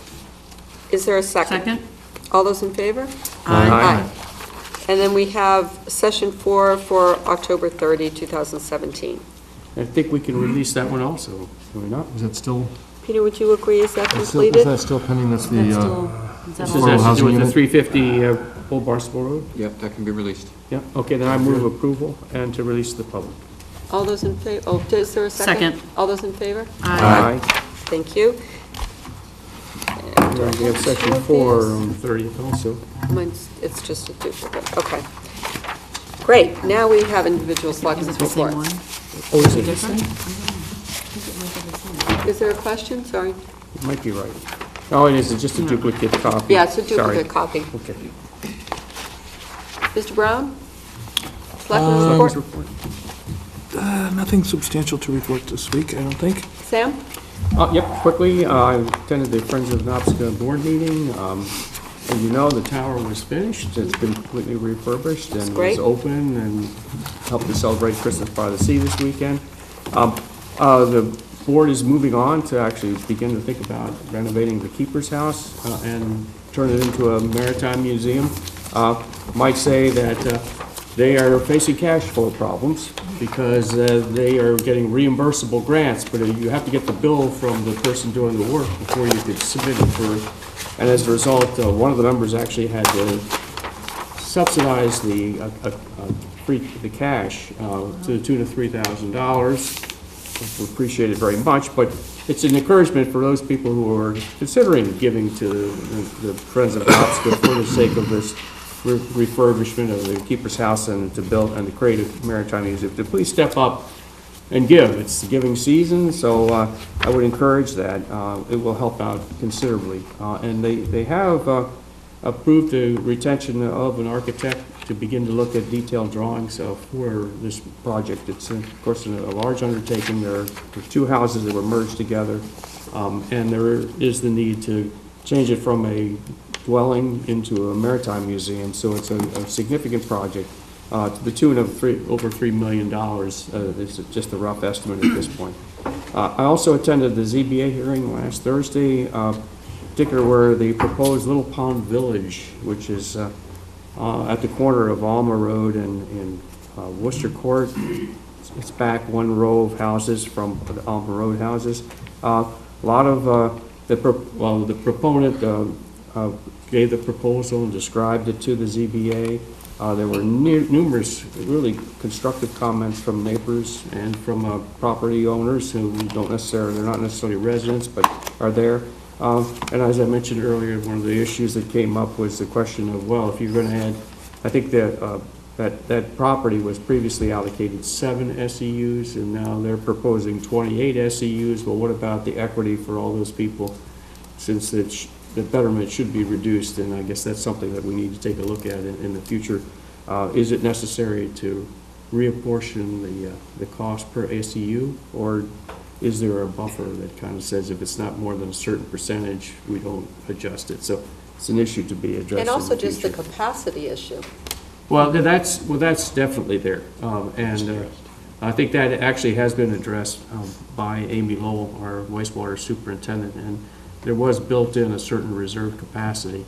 And I know we've had an awful lot of people who weren't designated as part of the Little Pond Sewer Service Area request to be hooked up to it. Exactly. And we're waiting, I think, to basically see how many of those people there are, and then figure out what criteria we might use to actually allow people to hook up to the sewer. It certainly improves the value of your property to be able to do that. So, Right. But you're right, that's good. Certainly, the last thing is the Christmas parade and the entire weekend. I wish I could have done more. Of course, would have wished I were available to participate in more of it, because everything I've heard, this whole weekend was just a fabulous occasion, and I'm just so impressed in walking along Main Street and the parade, how many people were just into the holiday spirit, and how gracious and pleasant and uplifting the whole parade was. Ms. Braga? I don't want to repeat, I share the sentiments about the weekend. It was really wonderful. I would say that I did get to attend Nathan LeBrun's Eagle Scout ceremony, which was wonderful, and just got to see a little bit more about really what a quiet but upstanding and impressive young man he was, and to see all of his family. So that was, a lot of fun, and I let them know that you wished that you could be there, but couldn't, so. Big news, I think, is the closing of the streets was just overwhelmingly appreciated by all the revelers. Lots of police presence, everyone smiling and looking for directions and looking at, shops on the street they had never been into and being served, little goodies or cider.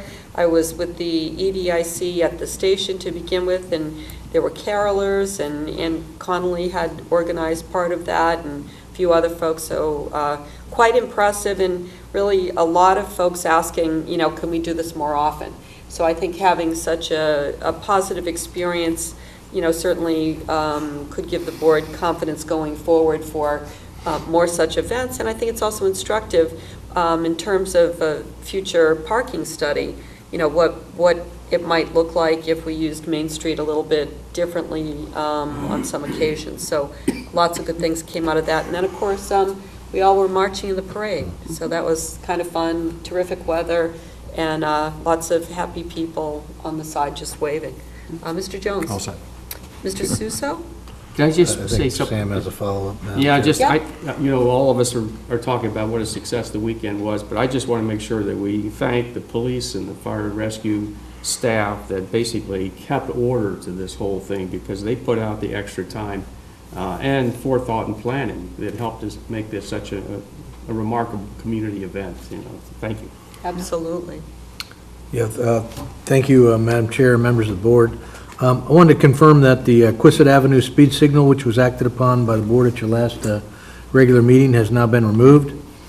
And also, as affirmed by the board at your last meeting, Chief Dunn advises that the specific 29 meters in Woods Hole, as well as all of the parking meters in the Falmouth Heights, are now on the first 30 minutes free mode as of last Friday, December 1st. This has been automatically programmed into those same meters, and we look forward to reporting back to the board on the results of this alternative enforcement approach Quick action. in the coming year. And thank you to the board for supporting both Chief Dunn and myself in allowing us to proceed.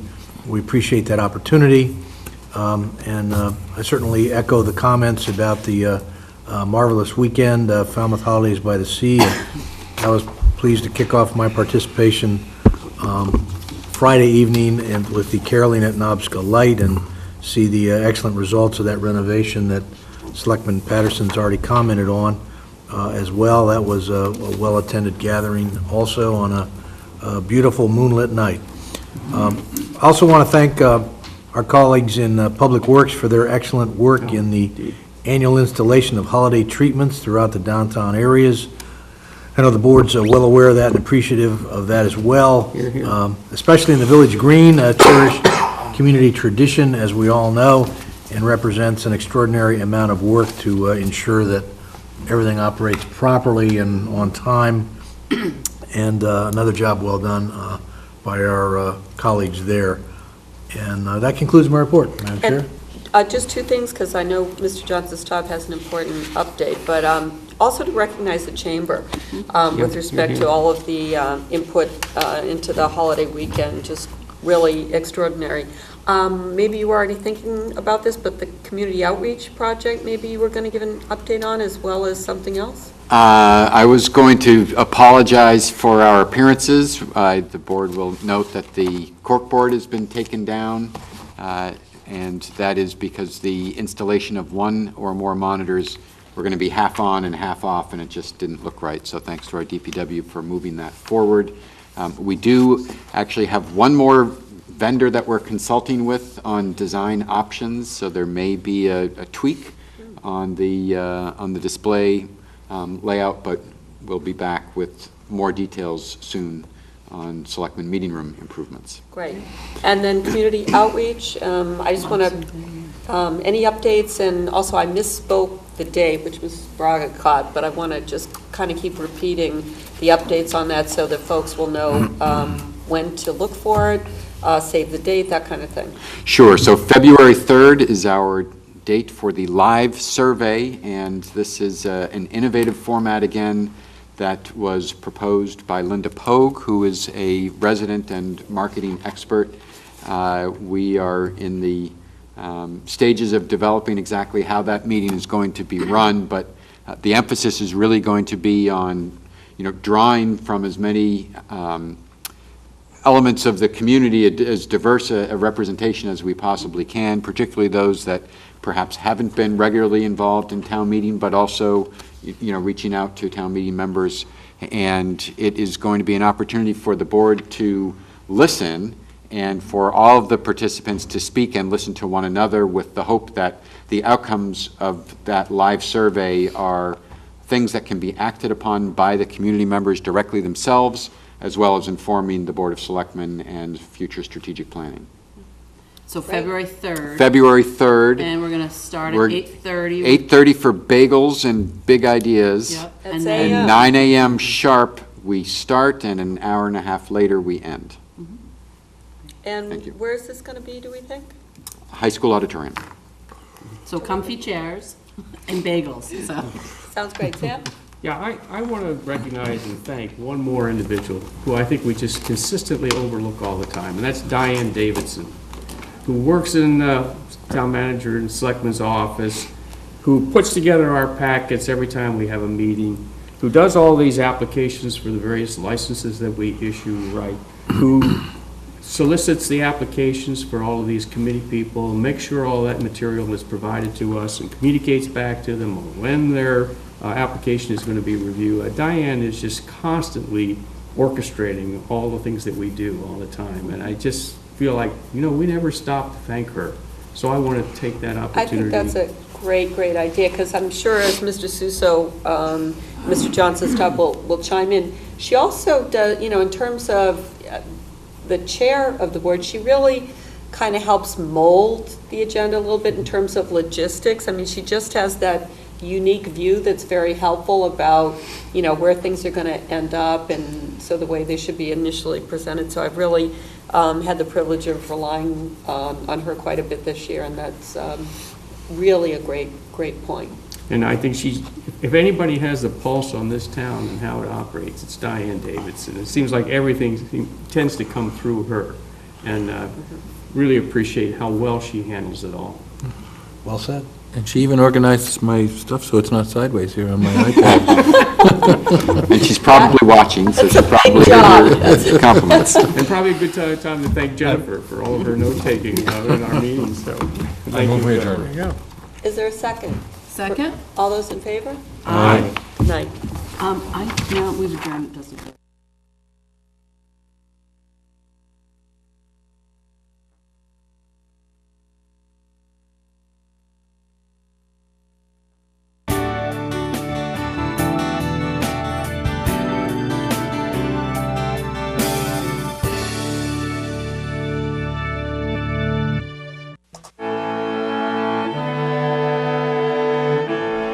Nestled in a classic New England setting, amid 200-year-old elm trees and charming colonial homes, stately sea captains' homes, and charming Cape Cod salt boxes, Shoreway Acres is a graceful blend of Cape Cod's past and present.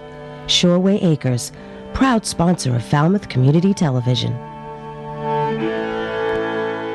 Hi, I'm Pat Thatcher. And I'm Margaret Gifford, and we're from Sotheby's International Realty in Falmouth. So, Margaret, what do we say to people when they ask, should I list my house in the fall or the winter? The inventory is very low, and your house will be much more apparent. This is true. And also, remember, buyers are looking 24/7, 365 now. 97% of you are looking on the internet. So when you have real estate questions, we're here for you.